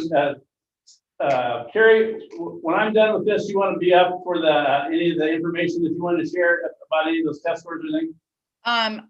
I think that the teachers covered it. I don't think we have to do that. Okay. This is something, and again, we have tremendous people here that are doing things. I talked to Ashley a lot about just the different things, and she does a fidelity check, and she goes out to the schools and checks to make sure that things are working and how can we improve things. This happens to be a situation that Lynn Reed put together with the help of Dan Wright. And this kind of tells you, you may say, well, gosh, you guys are spending a lot of money. What in the world are you doing here? These are some of the supply orders that we have, and they've worked together to try to pare this down so that we're not spending a lot of money. These are just some things, and again, I'm not going to go into the detail. We can get you the detail if you want it. But the main thing is, these are some supply updates as far as what they figure they need to have for biweekly orders and what they have on reserve. Now, she has another part of that. One of the things that we did was, and we were talking about it, we talked about this BioEsk. It's a cleaner that we use. You'll see our custodians going around. They have a mister or it's kind of like a little gun that sprays out a mist. We're trying to go ahead and we're using that. We're trying to do that in a responsible way. But you take a look at that. If you take a look at the high school building, that's a lot bigger building than some of these other buildings. So we're going to be using more. The other thing that we talked about was trying to get some of this cleaning supplies into the teachers' hands so that we don't have to necessarily use this information, but I use the BioEsk and some of the things because that's not a cheap thing. Can you scroll down to, I think it's basically the same thing. The thing that you have to realize is we're trying to be very conscientious about what we're doing on our mitigation. We're trying to be very cost conscious about what we're doing, but keep it safe for our kids and for our teachers and everyone in the whole staff in general. Again, we're looking at this and trying to see what we can do to make sure that costs stay down. And we talked about that burn rate that you guys talked about a couple meetings ago. We're trying to make that so that doesn't go sky high. Carrie, did you want to add anything to some of the things? I know maybe the teachers had some of the same things that you were going to share. Anything else that you wanted to share? No, the one thing I do want to say, I don't remember if it was Tyler or Jeff that mentioned something about high school, middle school test scores. We did, I think it was stated that those students have taken the NWEA test. The reason, and we are very happy to compile that data and share it with you. But over the last 3 years, we have given that test at a different time. And so because of that, we're going to be comparing apples to oranges, but what they've seen has been, we're not unhappy with the data. We will, and if we haven't had kids there, we can't force kids to come and take that test. Now, somebody did ask about the new Iowa assessment or the ISASP test. And I just got information on that on Friday, and they're not gonna, as of right now, they're not gonna, we're gonna be giving that test. And that test will have to be taken in person. If our remote learners won't be able to take that test at home. So, we're gonna have to, come up with a plan, and we've got plenty of time to do that. But they're not, just like we have to do our FAST assessments as a requirement, we're gonna have to do that as a requirement as well. Anything else from any of the other administrators that are online? If you can't tell, our recommendation is to go ahead and stay the course of what we're doing. We figured that we have. I can tell. Yeah, this wasn't necessarily planned. No, we're looking at it from the standpoint of we feel that it's working. We feel that we've been stable from day one as far as what the kids expect, what the parents expect. The recommendation would be that we consider doing the same thing for second semester, but keeping in mind that we know that it's an uptick right now where the positivity is. And you don't have to go very far to, the schools that are doing some different things as far as, doing all online in a couple different school buildings. We're gonna be watching that. Carrie and I had a long conversation this afternoon about some data that we're gonna be looking at, and we'll share that with you when we would look to do that. The other thing would be that, you know, maybe what happens is that we get into the spring and we get to the situation where there's a vaccine and things really start to look, you know, like they're moving in the right direction. Maybe we look at it and see if we want to do that, the 5 days a week. Right now, we're looking at going the same course as what we have. When do you need a decision by, Lindsay, on that? When would you need to know the board wants to, you know, continue this second semester? What's kind of the date? I would think sooner rather than later. I know that when we met, as far as an agenda item, we said we better make sure that we are talking to our parents and letting them know where we're at. But I mean, what do you guys think? One thing that wasn't brought up was the subs. I know that when we did that was as a semester, if I remember correctly. Right. Was that just? Well, we're gonna do it for you, but you hired the subs next. For the subs, we hired her for a semester. What we're gonna do is we're gonna evaluate that. I know that we've looked at it. We're gonna be looking at it administratively and seeing how we're using those and if that's the correct number that we need and where we'll go with that second semester. Yeah, so we don't, so. And how about the personnel for the custodian? I think my opinion is we've maybe accelerated that because that was on our plan, wasn't it, Gail, to go ahead and put those in there. I think that we keep those and we work forward. The question that we have is, do we need to go ahead and have all of the, maybe we do, maybe we don't, I don't know, all of the permanent subs and how we're using those. There may be some differences that we talked about just in general about what we're looking at as far as how we'll use those. But I don't want to say that just from me. I want to take it from our team and then come back to a recommendation to you guys with that. Lindsay? Yep. One thing I think that's important to say, while we are under this pandemic, we will be, because remote, the parent option is our hybrid model, we will be required to continue this into the second semester. So unless we want it, unless somebody's saying, oh, let's come up with a whole new plan and I'm hoping that's not what we're saying, but the remote option is still has to be available for our families So into the second semester. Sorry about that. So when we were talking about this before, I know on here it says consider approved second semester plans. I think there's those kinds of things that are impactful not only to the staff here, but also to parents. And so for that reason, I understand there's a whole lot maybe to be decided, and let's review and let's look at it. I think the substitutes could maybe, they don't impact a parent necessarily, right? But that's an internal decision to be made. I feel like with the 4-day to 5-day thing, that's something that requires lead time and stuff for our parents as well. So I don't know that, do we really have to approve the whole thing or consider the whole thing? Well, I think you're right. That Wednesday thing to me seems like the critical issue. And I think listen, we could decide one way right now and in 2 months or 1 month be under different circumstances. Sure. So just like we weren't afraid to make decisions in the fall, maybe, I think we make the best decision we can now and then. Well, I Things think, change maybe. I think the custodians and the extra teachers and stuff like that, that's your fault. It's your game. Yeah. But I think as a board, I think we could act as a recommitting next semester on a 4-day week. Yeah, and the way I like what I've heard as far as what's needed in the status quo. Yeah, right. And right now, that's what we would expect through the semester, but I think we'd have to reserve the right that if something dramatically changes, we change that. So that's how I. With the right lead time, right? Yeah, Obviously. We're not changing anything. In my mind. If we're not changing anything, do we need anything? No, I don't. And I also want, our commitment to our current model. I think that we've kind of, it's funny, back in the summer, we talked about this spike when the kids come back, spike with cold weather and the panic. And we had that panic earlier when the students came back and we stayed the course. Well, we're in the middle of a panic now too. The numbers aren't going to slow down for a bit here. And again, I just want to say our commitment to our model. Yeah.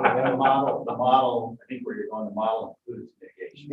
And I said that the COVID burnout everybody's talking about, I think you got to kind of re-energized here. Yeah, I Because think, again, it's, you can tell your guys, I think they're good to go. yeah. And again, and my thoughts too on Wednesdays, again, I'll be honest, I'm one that's kind of just questioning it, just where we sit.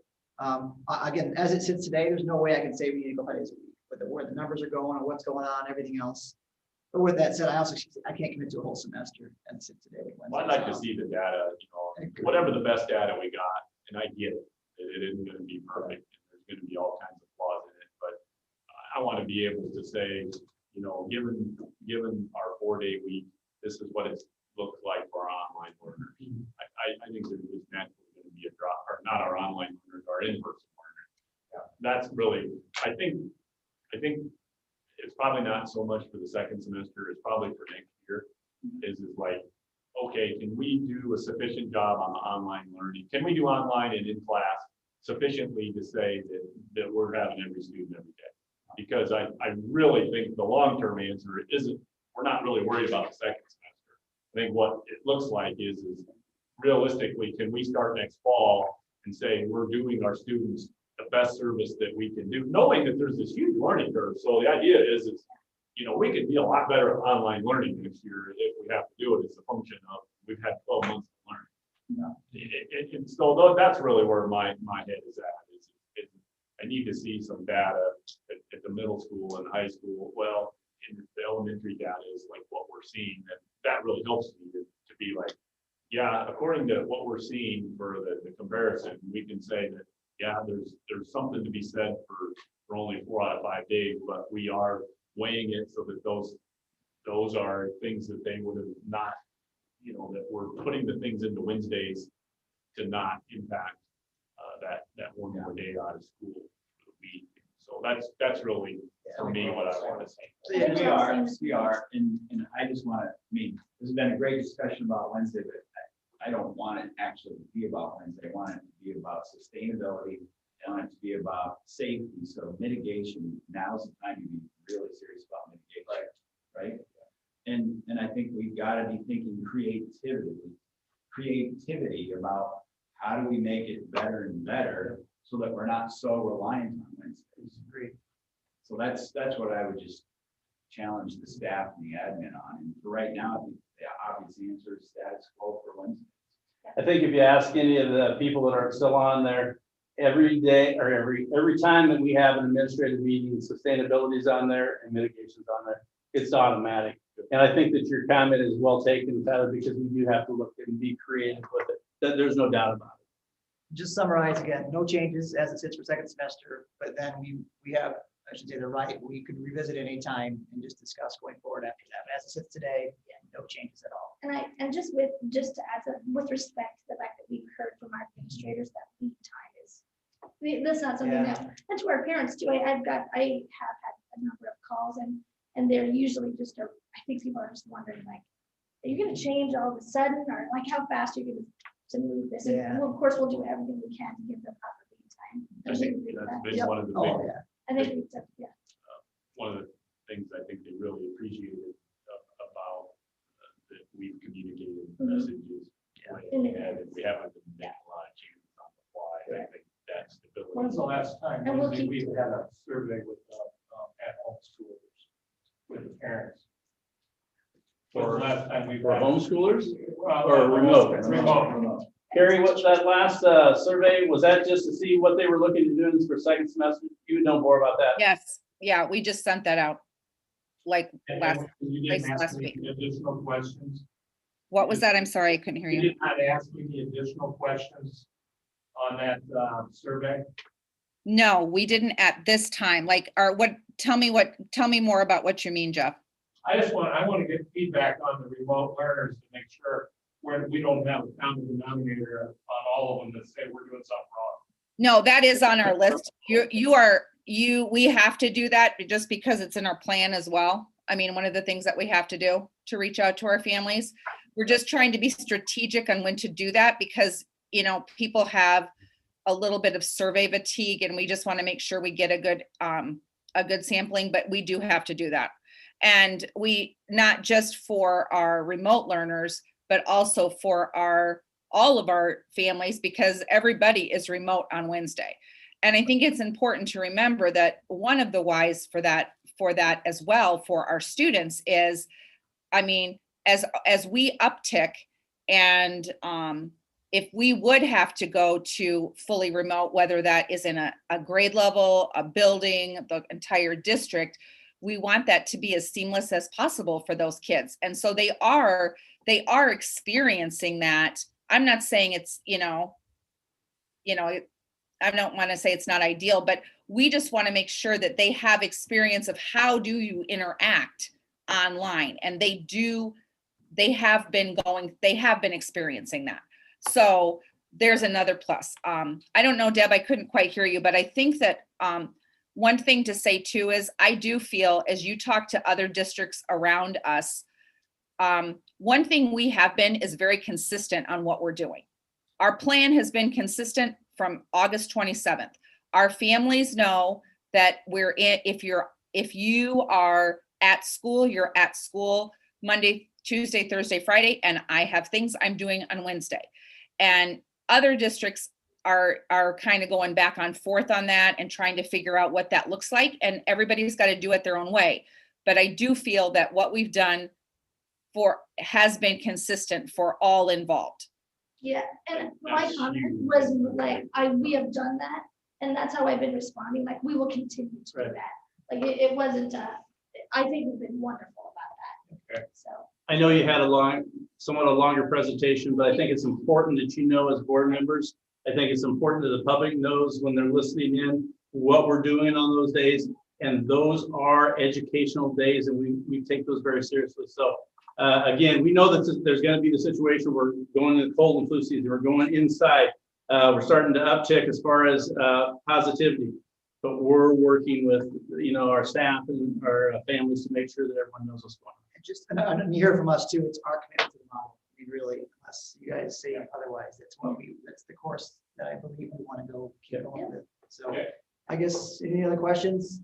All right, next item, announcement celebrations. Anyone have something they want to talk about or celebrate? Vic? Congratulations to our volleyball team. They had an outstanding run to the end of the season, which was awesome. They had a really tough match to go to state and came in with a great game plan. So you got to really thank the volleyball team and Coach Johnson for their efforts to finish out the year. It's been fun to have something to celebrate under times that have been difficult. So they had a great run, got down and won their first game. And it was pretty fun. We're excited to have finished our fall seasons and look forward to rolling into our winter season. So congratulations to the volleyball team and the athletic department for their efforts. And that's all I have right now. Hey, Vic, just to echo that comment, I think Tyler will back me up on this. He commented it. Your duo on YouTube was unbelievable to watch. Andy Eckert and Jen Schneemeyer were a blast to listen to during that state run. So it was a lot of fun. We couldn't be there in person, but I can tell you we had it on our big screen listening. We were laughing pretty much the whole time, but it was fun to watch. The girls did great. But kudos to Andy and to Jen for a great job. My condolences to the guinea pig. That's all I'm going to say. Yeah, you might lose them to ESPN. Yeah, they were good. They were good. The membership, the viewing went up considerably on the second. So, excellent. Anyone else have anything? Mr. Beecher, if I could just real quick, wanted to chime in and kind of echo Vic's sentiments, but just from the middle school perspective, since we last were together, fall sports wrapped up. Our girls cross country, middle school girls cross country finished maybe one of the most successful seasons they've ever had. They won every meet except for one in which they finished second, including in that as they won conference. And then the group that went to state in 8th grade also won the state meet. So one of the most successful cross country seasons our girls have had.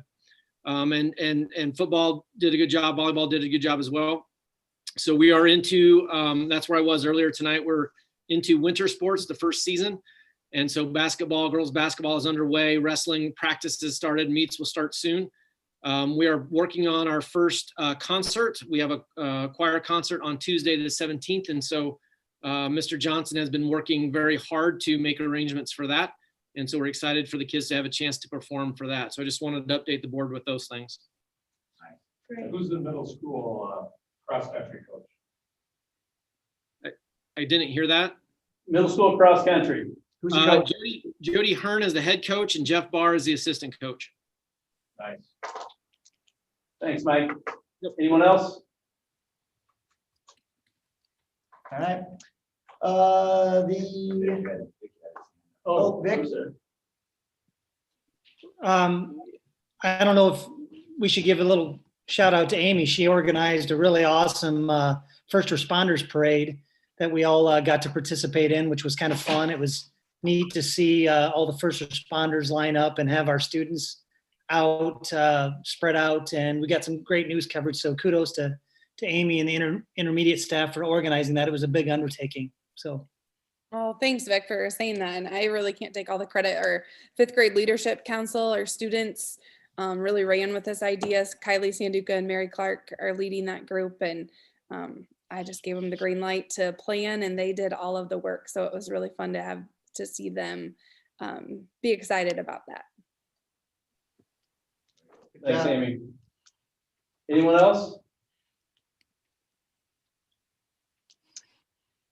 Next item, board reports. Our IASB convention is November 18th and 19th, and everyone should have got an email. And then if you need to go in there, you actually need to register for the breakout sessions. So if you have not done that yet, go out there and just pick a breakout session. Have you done it? I haven't registered. Yeah, I went out and did that. It's pretty easy and it drops into your calendar. You just kind of pick which ones you want, but just go ahead and do that. It's all virtual. Afternoon of the 18th. Correct. Yep, afternoon of the 18th, morning of the 19th. It's a different breakout. There's some group ones like normal years where we got, one speaker, then they have the breakout sessions. You just pick which topic you want to go with. You just literally log in, you just click on which ones you want to different time frames, and it throws it right into your schedule. It's all online. All right, new business, construction. Is that Popish on there for our weekly or monthly update on the grass? I am. How's the grass coming along, Popish? It's green. So at our last meeting that we had out on the fields, the engineer accepted the baseball and the softball fields. There are some, I'll say, sparse spots along the third base and first base line on baseball that they will come back in the spring and reseed, and then the areas outside of the fields and the soccer field was not accepted. The weed growth on the soccer field was still pretty elevated, and there is grass that's coming in but isn't as established as baseball, softball. So they will continue to monitor that and most likely either dormant seed this winter or get on it right away in the spring to apply seed as well as some pre-emergent weed killer to take care of the weeds, which is part of why the soccer field wasn't accepted. So the baseball, softball fields were accepted? Yes. Are you okay with that, Adam? I mean, you got it. Could you even try to play a game on those right now? You could. You could. So the specification calls for 70% coverage,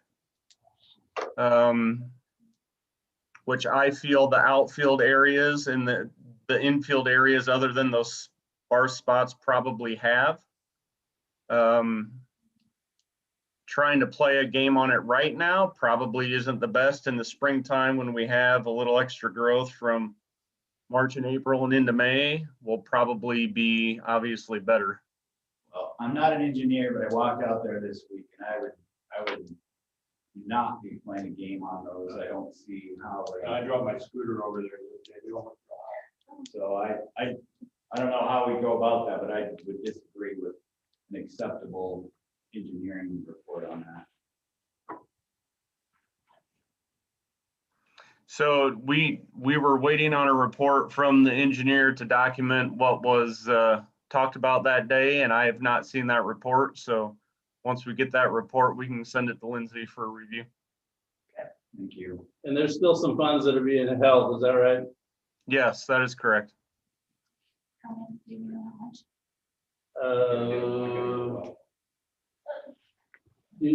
You want to know how much? No, I'm sorry. What did you say? I asked how, he said there are funds being withheld, and I asked how much we were. I'll check into it and make Yeah, sure. that's you know. fine. That's all right. Anything else, Adam? No, that's really the update. All right, well, then we've got the change requests listed below. As you can see, most of those from derecho. I make the motion to this. Second. All those in favor? Aye. Opposed? Motion passed. So I will just comment that the subs are working on procuring the materials for the repair of the dugout roofs. So when those materials show up, they will be here yet this fall and winter, I'll say, to do the construction. Adam, where are we with the foul poles and the batting cage poles for the current field? I know that you had talked to a vendor for the new field, and our insurance company is wanting to know for the current field. Do we have some numbers that we can share with them? We don't yet. So we asked and they were going to come survey the damage themselves, which they did. I have not seen a price yet on what the replacement or the repair will be for that one foul pole on baseball. And then I think there's 7 or 8 batting cage poles that were bent. So once I get that though, I will send it to you, Lindsay. Thank you. Just another question, and I don't mean to dominate the conversation. Can you tell us where we're at budget-wise? I know you had asked about the door, is it intercom or hardware or card access or something from the district office? Yes. So I don't think I've seen that cost. Okay. So if you can send me that cost, then I can offer the update to see where it is. It's still, we still have contingency, and as long as that work wasn't, there's not that many doors there. So we should still be good and covered on contingency, even with that taken out, is my assumption. Okay. Yeah, I'm not gonna vote for any more payments until we see that. Yep. All right, item B, do we need to vote on this, Gail? Action item? Yes. All right, accept the following substantial completion items from the construction. You can see in our notes too, we have the breakdown of what the check amount and everything else in our documents. Yeah, I looked at it, it's okay. I make a motion to approve. Second. Further discussion? All those in favor? Aye. Opposed? Motion passed. Under new business, 2302. Thanks, Adam. Thanks, Adam. You bet. Thank you. Consider approval to authorize district's admin to submit a request to the school budget review committee, the amount of $143,092 for MSA for open enrolled out students. Not included in the districts. Second. Further discussion? All those in favor? Aye. Opposed? Motion passed. Next item, 23.03, consider approval to authorize the district's admin to submit a request to the school budget review committee, the amount of $3,101 to MSA for providing an English language learning program for students who have not exceeded 5 years of weighted funding in fall 2020. Second. Further discussion? All those in favor? Aye. Aye. Opposed? Motion passed. All right, next one is the first reading we have on some new policies. Deb, you want to give a quick summary? Yeah, I was wondering though, I can put some off, so can you show that? Okay. So the policy committee met this last week because we need to get back on track to just our review of policies that we do to make sure that they're all current within 5 years. And I have a summary here. yeah. 11.3. Yep. 11.03. Yeah. Oh, it's in here. 2304 is your. Right there. Yeah, Summary. there it is. I thought it was up in Yep. And so for this first section, which I think is what's A through M, we did not recommend any substantial changes. We have noted that With item E, which is board meeting minutes, there's some cleanup that we do just because we addressed some things in other policies, but there was really nothing substantial. So we are recommending, for purposes of the policy committee, we say recommend using the IASB version, just because that means keeping all the updated legal cross references. I think the only one change was in the succession, superintendent succession. Our policy actually lists Carrie's name, and it's really important that we just list the job title. So that's it. That would be first reading. Yep, so no action needed. Yeah, This nothing. time. Thank you guys for looking through all this. Yeah. No problem. And the next one, I don't know, we can maybe have, it depends if people have had a chance to really look through it. I think we were talking about this before the meeting. There is one policy really, and then some supporting documentation underneath.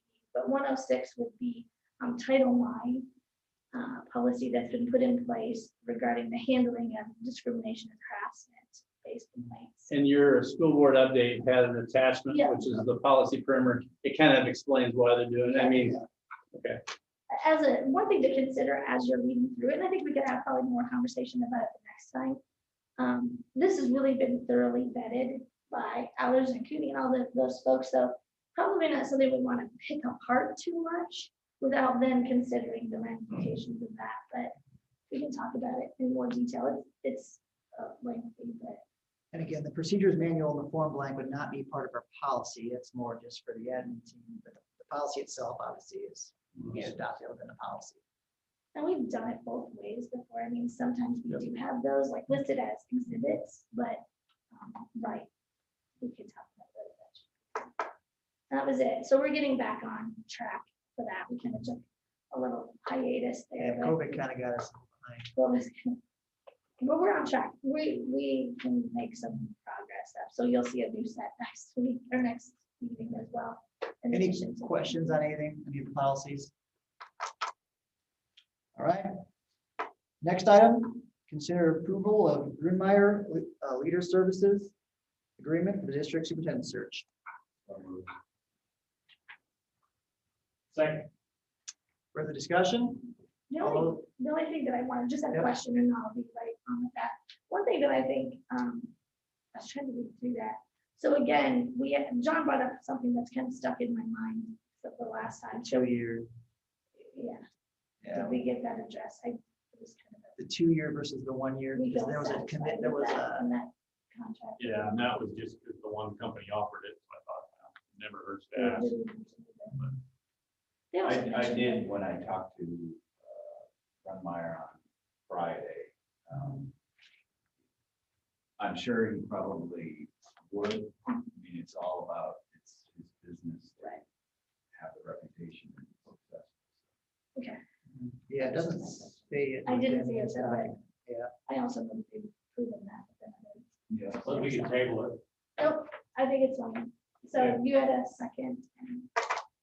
All those in favor? Aye. Opposed? Motion passed. Financial reports. Because we haven't talked about that. Yeah. We haven't talked enough about finance. COVID expenses. Yeah. So as you can tell, with tonight, Travis and I have been working very hard on getting our numbers down. And so what's different with, just to give a brief overview of what's different with the budgeted annual revenues and expenditures are final. So we did update those. And what I wanted to point out, what is different with this is we basically, we took out we are actually working with a line item budget that doesn't have a lot of fluff in it, not a lot of extra stuff, which in the past, I can't say that. So what we did is, he gave me a number and said, we really need to stay around the $19 million mark to hit that sweet spot of our revenues equaling our expenditures every year. For that, so that ripple effect doesn't happen, and we can use that for the next 5 years going forward. So what I did was I went and I spent time and looked at 3 years actual on every line item and just analyzed it, because I'm here, I'm starting my 6th year. And when you come in, you're like, okay, this was here for a reason. And I don't know why it is but I don't feel comfortable taking it out because what is the history here? When I'm looking at 3 years actual, I was able to, you know, reduce some areas down and look at it. And so we are really driving in on actual true line items. So for over a 3-year estimate of actual. So looking at the budgeted annual revenues and the budgeted annual expenses is the revenues are $48,252 more than a year ago. And the expenditures are $496,000 less. Now, when you come down that if we stay on target, we should have a net gain of $77,000 to roll over for the next budget year. Now, you know, that's a good plan to have. And so that's what this model has for fiscal year 21. So going forward, we are currently in, and I know Travis gave some examples of, you know, scenarios, but this one we are still in until the board directs us differently and we have more discussion. We are still modeling a 0% growth at a 1.5% SSA equal to our expenditures equal the SSA rate. So as we talked about, you know, we may want to have more discussion on this, on what those scenarios, everything we do affects the next 5 years, what we do right now. So the one thing that we have to talk about is our revenues will be decreased because we have 13 less kids. So our discussion basically is anytime there's an opportunity to review, to become efficient, you know, all that helps. So hopefully we don't have to have those hard discussions in 23 and 25. But you know, it's all driven by enrollment. So going in, I wanted to mention that on this. So as you go in and the property taxes, I just gave you some data here, and then COVID, I'm not going to go into, you can read that. But it's interesting, I don't like how this does this, but you know how hard that is on me? I don't, it automatically does that. I just. Yeah, when I go in there, some pages are right, some pages are wrong. So as you can, the story here that's telling me is the revenue is it's just timing. And the property taxes are still lagging, but it's the timing. And then the expenditures, you know, it's interesting to see, you know, our increase in expenditures in certain areas, you know, like this red instruction. Those extra expenses that we have are all instruction, whether they be supplies or salaries, and it's red. And so I guess what my story here is, the model is basically the green is we're spending less than what we're budgeting. The red is our expenditure a little bit more than we're budgeting. But we know our story, right? We know what year we're in. You know, it was the best of, you know, we had great plan. We had a great plan of attack going into the year. COVID hit. We had $135,000 for extra priorities. We hired staff. And then we get hit with COVID so we had two expenditures in 1 year. So, and then we have a reduction in enrollment, reduced enrollment. So it's going to be an interesting year. Everything we do this year will affect the next 4 years. So anytime that we can, you know, we have a situation, I think the best thing to do is we need to analyze it, review it, and just say, is there something we can do differently with that situation that helps us in the next 5 years or the next 2 years? You know, don't have to go out 5 years, they compound one way or the other. Savings compounds just as expenses compound. So going forward, we just look at it. We are dealt with what we're dealt, and we just move forward the best we can. Knowing that you know what your property taxes were paid off arrears, why would you not accrue your income on every month rather than just dump it in there twice a year? The model is we only get our property taxes, our collection. I understand that, but you Yeah. can accrue it across the whole calendar. It would make more sense to take out a bigs up and downs all the time. We give you more of a consistent rate, it'd be more of a business type of P&L. This is the model that ISFIS provides to, they actually look at data, historical data on the collection. And this is what they suggest. Now, we can create our own if we want to, in our own scenarios on, how that looks, but it's based on, they do a percentage based on history of what it looks. Now, this year is totally different than any other year. So it's hard to base scenarios based on this year when you're comparing it to the history of the last 2 or 3 years. This year's different. But Thanks to you for the email with regards to just overall numbers throughout the whole country. Yeah, It was interesting to go to the slides. it's just not us. It's everybody. It's Oh, everywhere. And how we look Yeah. at things is just gonna be different, I think the loaded question is, will those kids come back? Well, where would they go? Yeah, that'd be my question. Do you know what I mean? And I don't mean that, like, I think you're absolutely right. I'm not trying to be like, but I think, I don't believe that number of students is just gonna switch to a homeschooling model. But I think they have to choose then where they will go. And that's, you're right, but I think there's reason to be hopeful. Yeah, I would hope it would too. But we have, as we do our modeling going forward, we don't want to be too overly aggressive and not hit the mark. I think that's worse than, and then on the other hand, I don't want to be too overly conservative and blow it, what is that sweet spot? 0 to gross is a pretty good swag. Yeah, I think especially for, yeah, I agree. That's. Because even if, we're down 15, we project down, and I think we have a year or 2 of the down. In year 2 or 3, we'll probably come back and make them. We don't, we should run our finances good enough that, that we don't have to be dead on with that 0 growth to make things work. No, but the other thing, John, is we told 28 kids that should cook better. Yeah. Maybe we ought to relook at that. That's my KP. Oh, yeah. I mean, I think that's been something we've talked about over the years. What it takes is for somebody to look into it and understand the implications. Right? Whether that's class size, whether that's whatever. I mean, I've been open to that conversation, but it's a deeper dive. Yeah, because the tricky part is can you add 1 classroom or gotta add 12 teachers, in order to take on that 48 it doesn't work. Right.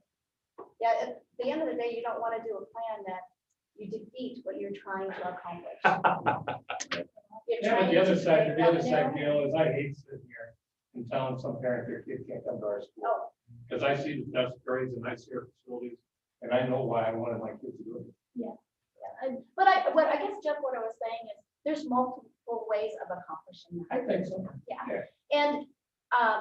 And to be conscious and vigilant on, the amount of revenue, and then at the end of the day, you still have a net gain in revenue for covering the, whatever those expenses may be with the increasing of those students. But I just kudos to the board of however many years passed, just to put us in a position where we are going to have a rough year, but we're fine. I mean, we could be in a position where we're really scrambling now, but again, we're in good shape financially, even with a year like we're having this year.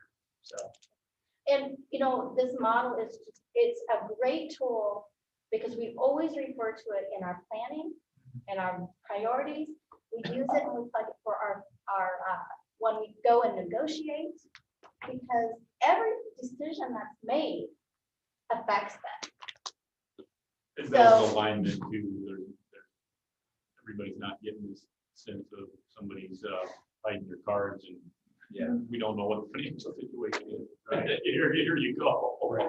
And I hope your crystal ball is better than mine. You tell me what we don't have, right? Is that happening? There's 3 announced by you, but it's still on track. and everything. So unless somebody else has, I gave the information and, does anybody have any more? I mean, I feel like we talked a lot about. No, I'm numbered out. Thanks. Yeah. Thanks for all your efforts. Yeah, thanks, Gail. I think continue to be transparent. And to work with Travis tomorrow. I don't know, we need to do any more of that for the next month or two, but like Travis said, once we get valuation and maybe get some better idea of enrollment, if we want to have an open enrollment conversation, then let's have it. Yeah, and other policy things, so. Yeah. What's kind of the budget timing, Gail?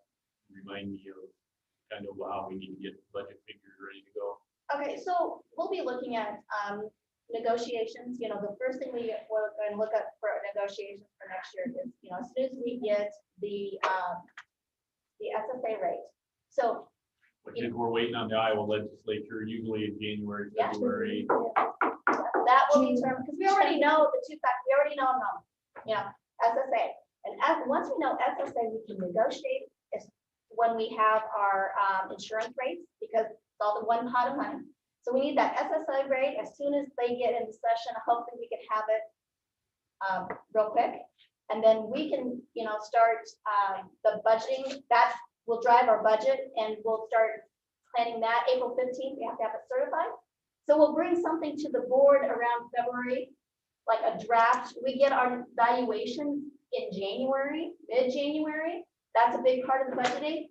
So once we get the valuation in January, we get the legislation SSA rate, then that will have an idea of where we are at for the published budget in February going in. So you guys will probably see it for the first time February, March, and then it will be final by April 15th. When's the insurance numbers come in, for health insurance? We usually February. February, okay. And then that's about, almost 80% of the budget on the expense side. So when you get the SSA, that kind of gives you the revenue figures you have to, and we'll have the tax things. It's a nice budget to build when you get that spot in that much. And right now, if SSA is around 2%, we won't have to go into a budget guarantee. Because we had a loss of enrollment,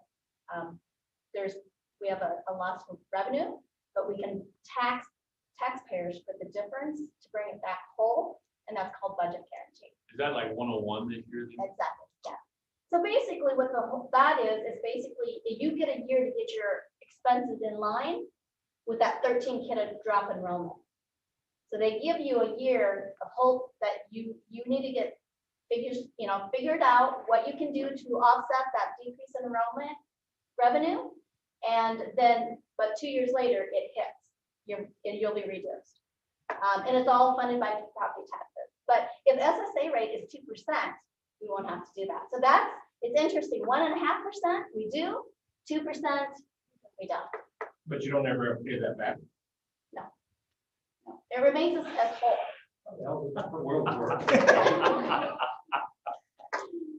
School finance is totally different than any other finance. All right, So enough.